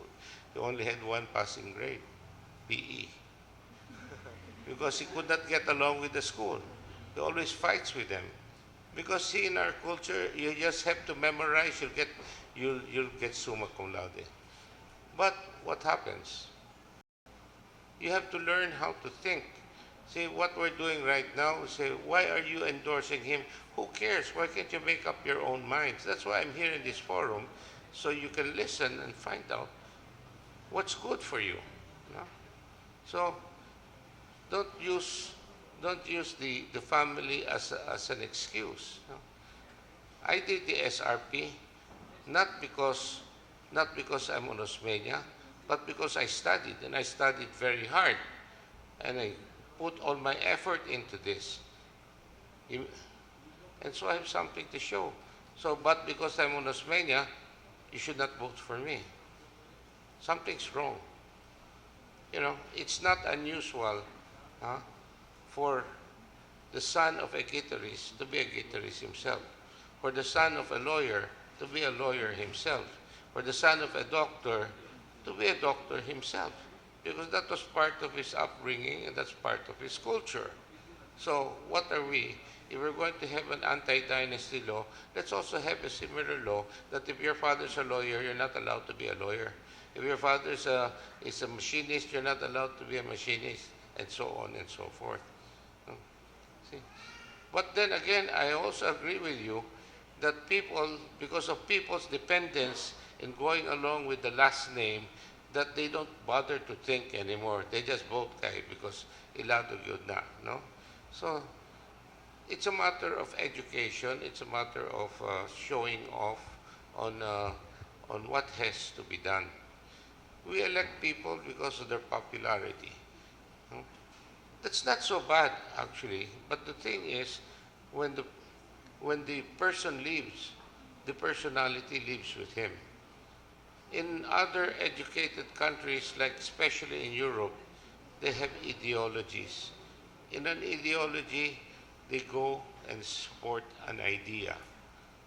So that when the person will go, hopefully the ideas and the principles will remain. So when you have a cluster of ideas and principles, that's an ideology. And BOPK is an ideology. I tried to explain it earlier because when you have a particular characteristic that you cannot find in other political parties, then it's something that you stand for. And I just explained to you that us in BOPK, we believe that good government focuses on making everything a management problem. How to provide the service quickly, timely, nothing to do with personalities, as transparently and as efficiently as possible. That's my idea. That's my little humble ideology in BOPK, and we have similar principles like that. Okay, thank you. Do we have any other questions? Yes, we have one over here. Please introduce yourself and say where you're from. Hello. Good afternoon, sir. I'm Alejandro from Cebu Normal University. Sir Osmania, my question pertains on the level of mendicancy that is highly relevant in our state nowadays. For in fact, many children under young ages tend to cross on highways and do caroling either inside or outside a jeep.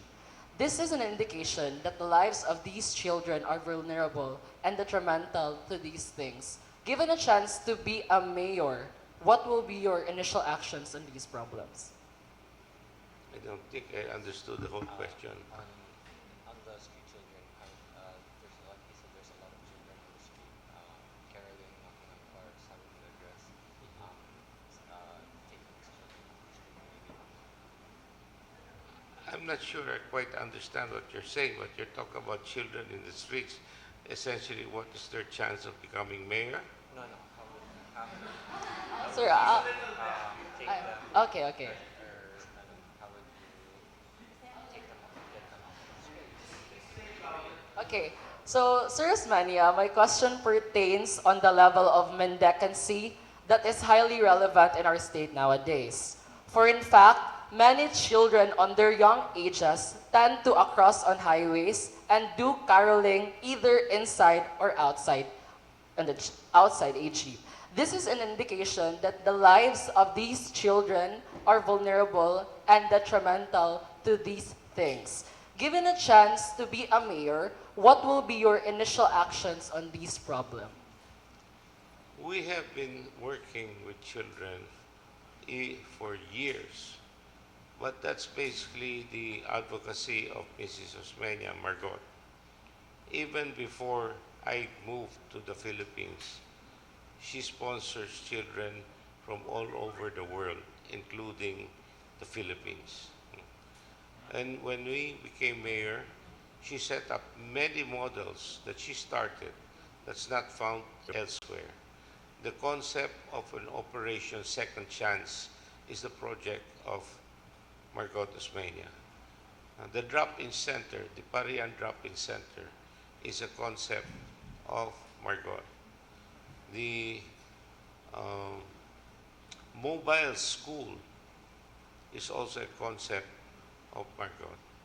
Now, with the help of her friends, of course, and the people who worked with her, but she was the leader that introduced this, and I was just the political support to help make things happen. The concept of a mobile school was started when she and Sister Marcia realized not even ready. They don't even know how to wash their hands. They don't eat. They don't even. So we had this. We got some buses where they would go to the slum areas, and the children would go and participate. They sing. They teach them sanitation. They teach them all of these things, so that by the time they enter school, the adjustment is fairly easy. The concept of a drop-in center is like a safety net for any child that's in trouble. When you see a child and you don't know what to do with him, you just put him in the drop-in center.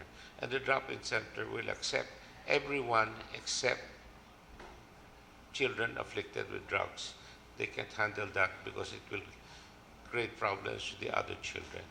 But food, shelter, clothing, they evaluate the child, and then they refer them to the proper agency that can best treat the child. Okay, and that is all the time we have for today. I would like to thank you for joining us and speaking to everyone here today. All right. So please, Okay?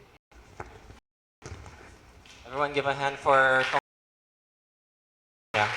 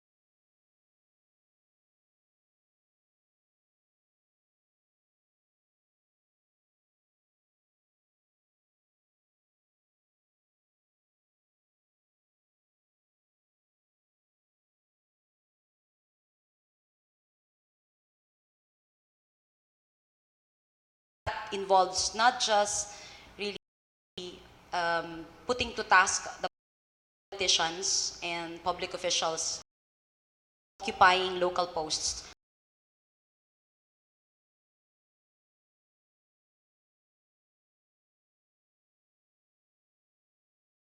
By citizens. So in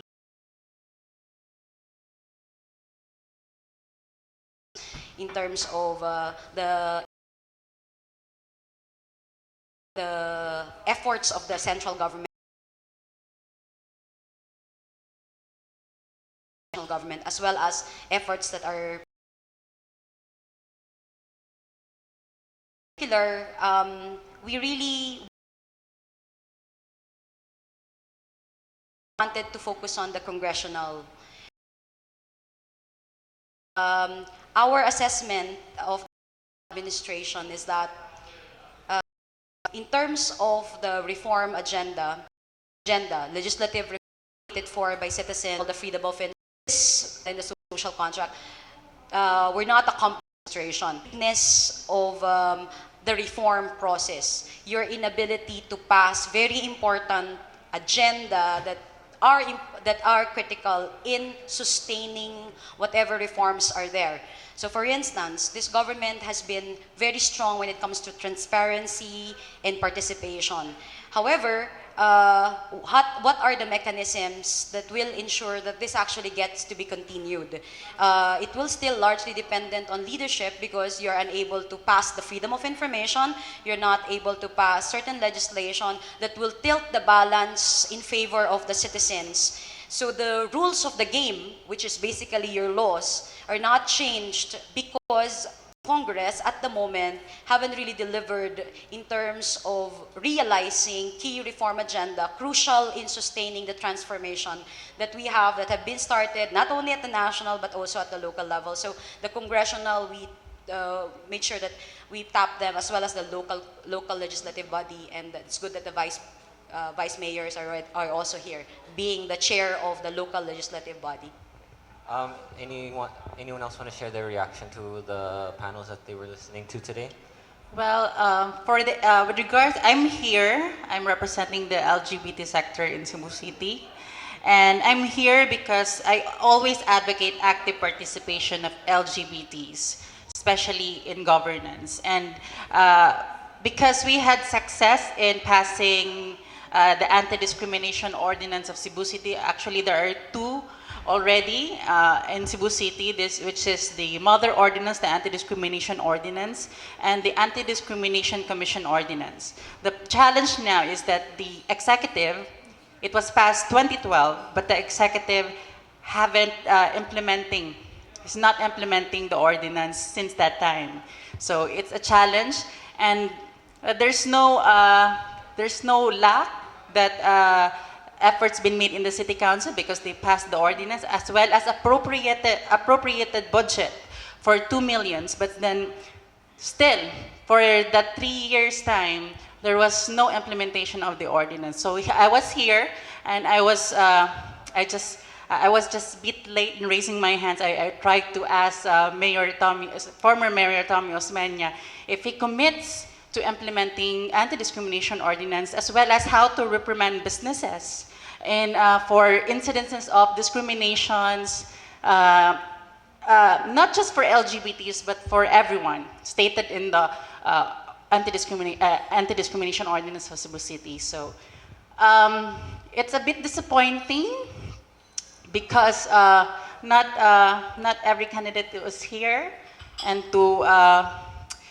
express their platforms. And I'm very happy that there's a platform like this where we can engage LGBTs and everyone can engage. And I hope that it should be the government that hosts this kind of platform to inform the electorate about elections, about the candidates. And it should not be at this limited scope only and not just organized by certain groups who had the interest in educating the public, but it should be the government to host so that the public will be exposed, will be educated as well with regards to elections. So that's my reaction being here in Pakigimamat. So I'm very thankful. follow up because it's how did that happen? Was there a lot? There are incidences that happened way before we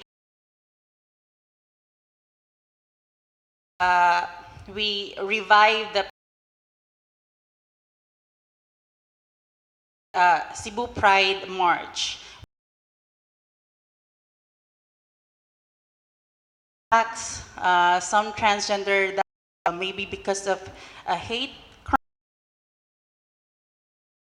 There it's the LGBT community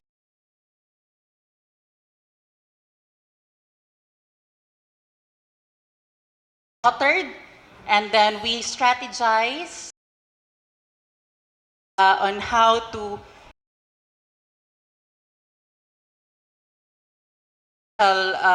build that. Was only Quezon City, but it's a very very small. Like no homosexual will be allowed. Somehow used a job.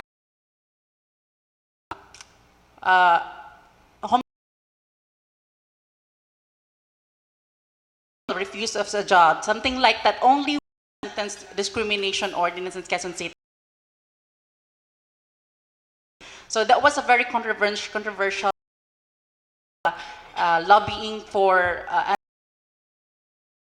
discrimination ordinance. So we successfully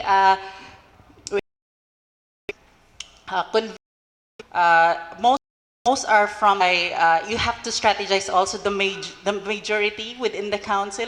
There's so much when it comes to political dynamics within the council and the executive level. So you have to strategize, and then that's the first time that the LGBTs were in presence. We're lobbying for a bill, for a law that's really a concern to us. So we are a representative to our issues. So it's the first time.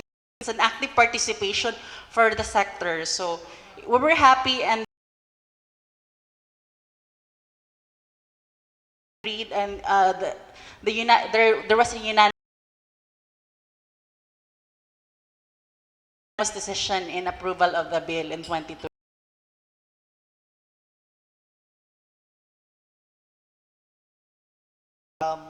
I was going to add on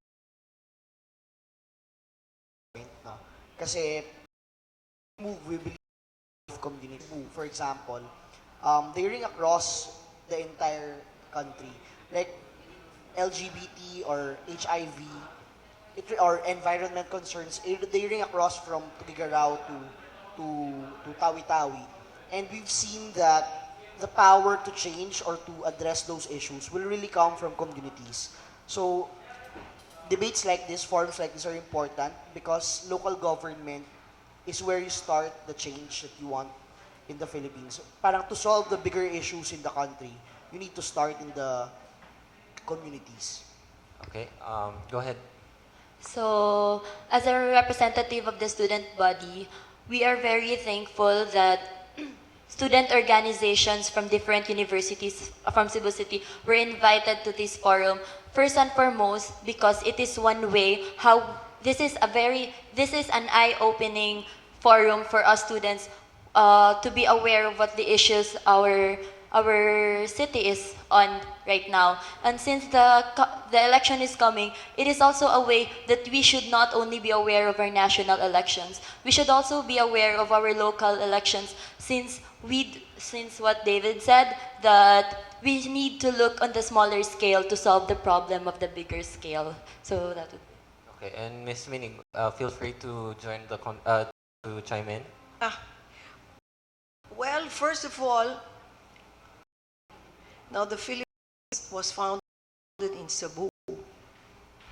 That's why it's so important, because it was the center of trade. And because of that, Cebu is the center of leadership for the Visayas and Mindanao. They speak Cebuano in Mindanao. So, but I'm historical because of the historical relationship that my family has had in the Philippines. and particularly in Cebu. President Osmeña, he's a president you can all be proud of. Serhing Osmeña, he started the reclamation project in the north. He transferred the bridge to Mactan. And when martial law was there, Cebu was down in the dumps. There was no development. They had to wait for Tommy to come to develop what is now the South Reclamation Project, which is the SRP. But what does this all mean? This all means that my family, we just have a vision for the city.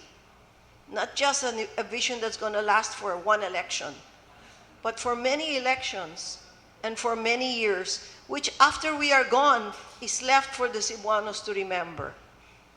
It doesn't mean to say that because you're an Osmeña that you're good. We all have to prove our worth. There are many Osmeñas that lost because they're no good. But in our situation, we were prepared by my father, by my grandfather. You see Senator Sergis in the Senate, no kurakot. Tommy is not perfect, but he has no kurakot. He doesn't steal from you. So what is your duty? What is our duty? First of all, we have to get rid of drugs. If you Google the Philippine drugs issue, the Cebuanos in Cebu, we have the biggest HIV. Why? Because of the drugs. This will never happen in the time of Tommy. Never. Why do you think Duterte is so popular? Not that I'm campaigning for him, but why is he so popular? Because people want to get rid of the drugs. They want to get rid of the criminals.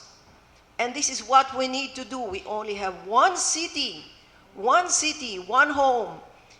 And you as students, it is your responsibility and as student leaders to make sure that the future of Cebu will always be bright, not only for you, but for your children.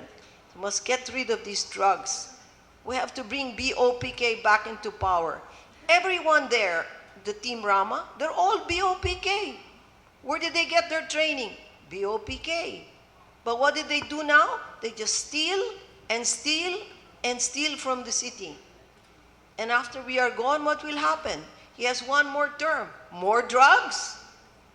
This cannot happen. We have to fight this. We have to fight this because it's the only city we have. And the Cebuanos, my father said, are intelligent voters. So we have to stick together. We have to get rid of all this corruption that's going on in the city and bring back BOPK, the right BOPKs, not the one who pretends. Okay. Thank you for your help. Thank you for your someone who's coming in and observing. Before that, I just add to what she said, no? Parang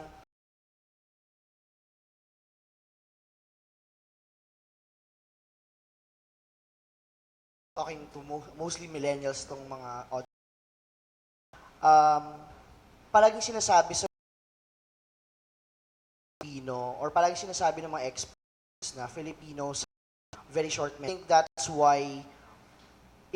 why it's important to always revisit our history. Kasi we've been committing, or the government has been committing the same mistakes. And we've been voting for the same kind of leaders. I think it's very important to know our history so we learn from them. Kasi ang problema, for example, for the youth ngayon, when I look at social media, there are many people who are active about like martial law. The smart people are very active on countering the propaganda that's happened. But they don't go out beyond the walls of social media. I think if you really want to change Cebu, if you really want to change the country, you should go beyond posting on Facebook. Influence your friends, influence your fellow students. Parang, do you believe, kung sino yung pinaniniwalaan yung leader, i-campaign nyo siya, i-promote nyo siya. Kasi the problem with the Philippines is, ang dami masyadong matatalino, na parang, ito yung mga ideal naming leaders, ito yung mga dapat nating iboto. pero wala silang pakialam sa urban poor or wala silang pakialam sa mga tao sa communities who make up the biggest percentage of voters. So for example, you're a fan of or you follow the Osmeñas, or for the presidential candidates you follow Duterte or Poe or Rojas. Campaign for them and make sure you influence the people around you. Coming from Manila, actually my father is from Cebu, but hindi ako tinuruan magbisaya, sadly. Pero Cebu it's like Zamboanga. It's very proud of its heritage, and it should be proud of its heritage. Pero as with all developed cities in the country, I think nagiging problem within the youth is yung apathy. Isa siguro sign is yung konti pumunta dito na parang may pakialam pa ba yung kabataan sa mga nangyayari sa lipunan. So, I think isa yun sa mga pwede nyo rin baguhin, given that you're student leaders and you're students from the premier universities here in Cebu, to influence the youth, your peers, to be more active in engaging in social issues. Okay. And as we said earlier, the next 2 days in Cebu will be very historic because for the first time we have the presidential debates happening in Cebu tomorrow.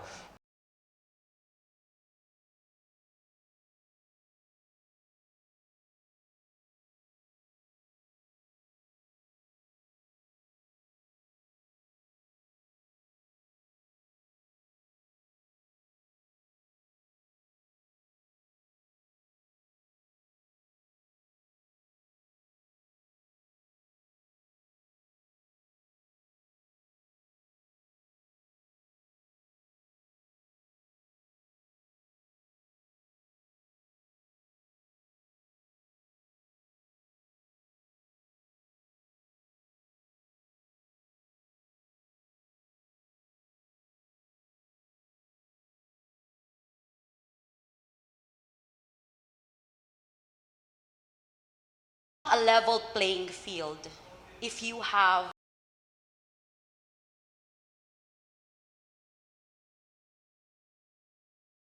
who I'm sure would have the same capacity to give good solutions to problems facing the country because they feel it. Impossible. That's an impossible competition. Who has here, for example, even just 1 million to be able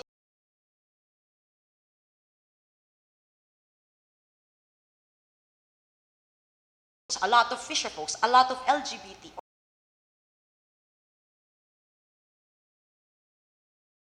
chance that they can actually take a leadership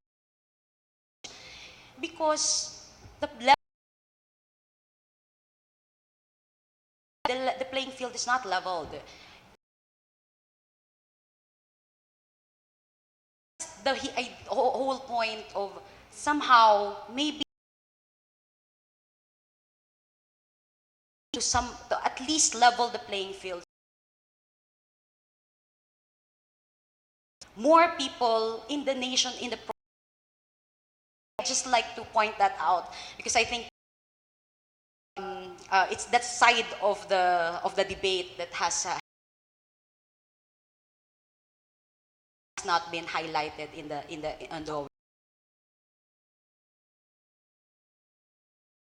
but that's just a point.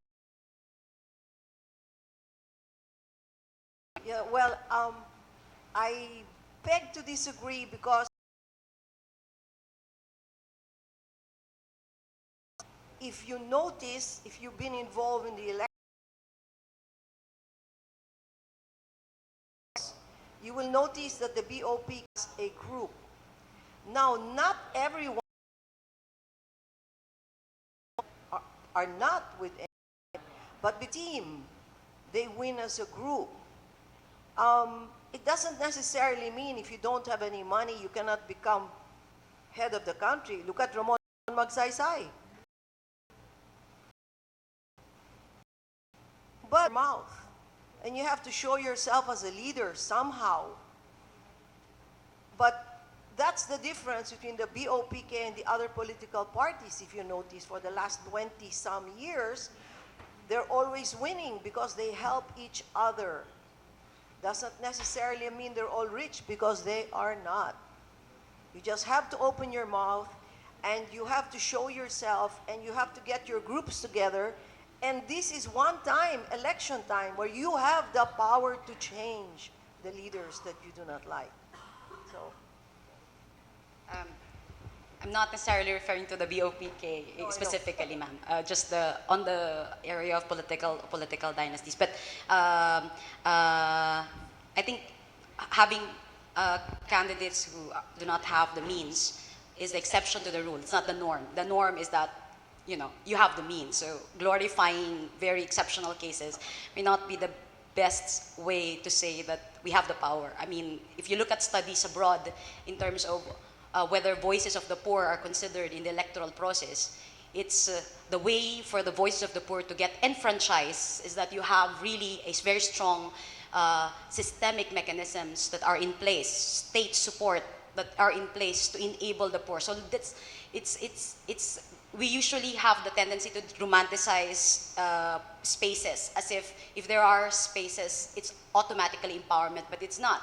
The reality is there is an unleveled playing field that we need to address. But going back to your question now, because tomorrow it's good.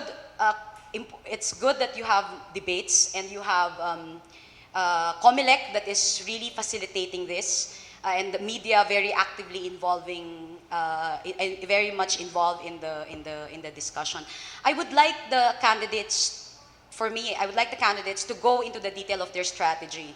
I think mentioning about goals, and most likely they're all common when it comes to the overall, what do they want to address, and mostly these are goals that are that people can easily relate to and are probably responsive to what we want and what we need. But how do you exactly achieve those goals and those vision, that strategies? And perhaps that's one thing that I appreciate about one of the mayoralty candidates, because he really focused on the strategy, which is important. Governance is important. How do you get there? And the strategies are the least given attention to in the debates. What sort of, for example, joblessness, which is an important issue in the country. How do you address exactly the issue of joblessness? And these are quality jobs that you need to provide to the citizens. There are many pieces of the puzzle to actually address joblessness,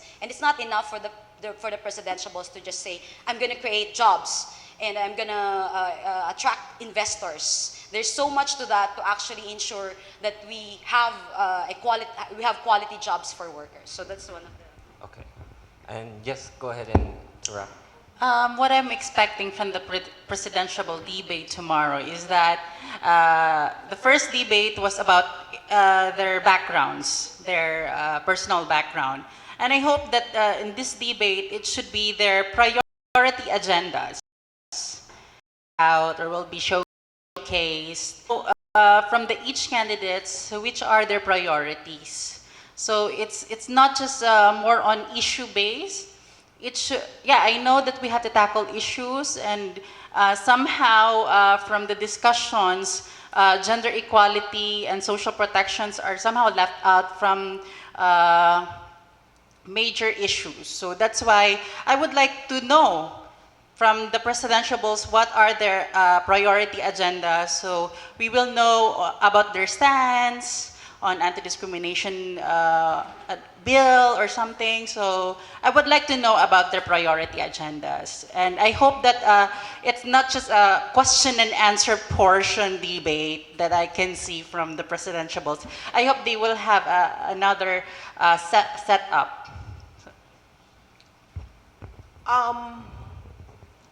I think talk is cheap. It's so easy to say, I promise you this, I promise you that. It's very important for us to look at their background. And I hope people ask them the right questions. Because their background is their history, and their history is our future. So I hope that they get the right questions so that we will get to really know them and to pick this next leader of the Philippines, because we're going to have to live by it. Thank you. In this presidential debate, I want to know their stand.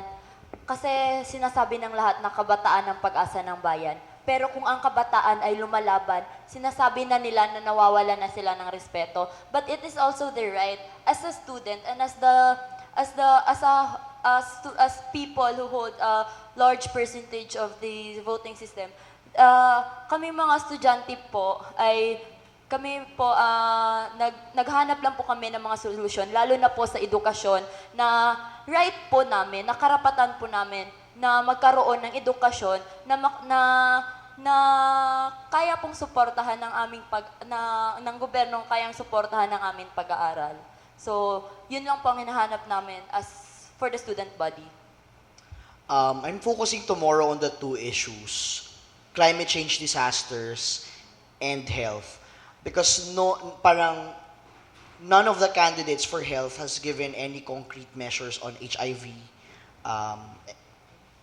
TB, malaria, na naging epidemic na in the Philippines, no? I'm looking for their concrete plans, and sinabi nga ni Joy, yung strategy, how do you get there? Kasi ang dali lang magbigay ng promises. Number two, climate change and disasters. Climate change is the biggest problem we have in the world right now, I'd say. And kung hindi natin, the Philippines is the most vulnerable country for climate change and disasters. So kung walang ibibigay na solution yung next generation for climate change, or yung next president, may malaki tayong problema. Also because yung sinign ng current president now, ni Aquino now, 70% of the energy sources or yung mga gusto nila i-open na power plants ay coal-based pa rin. So, humihingi tayo ng maraming support from the international community for renewable energy to support us sa climate change, pero hindi natin ginagawa. So, interesting kung ano yung magiging stand nila. I think isa yun sa mga titirahin nilang issues tomorrow.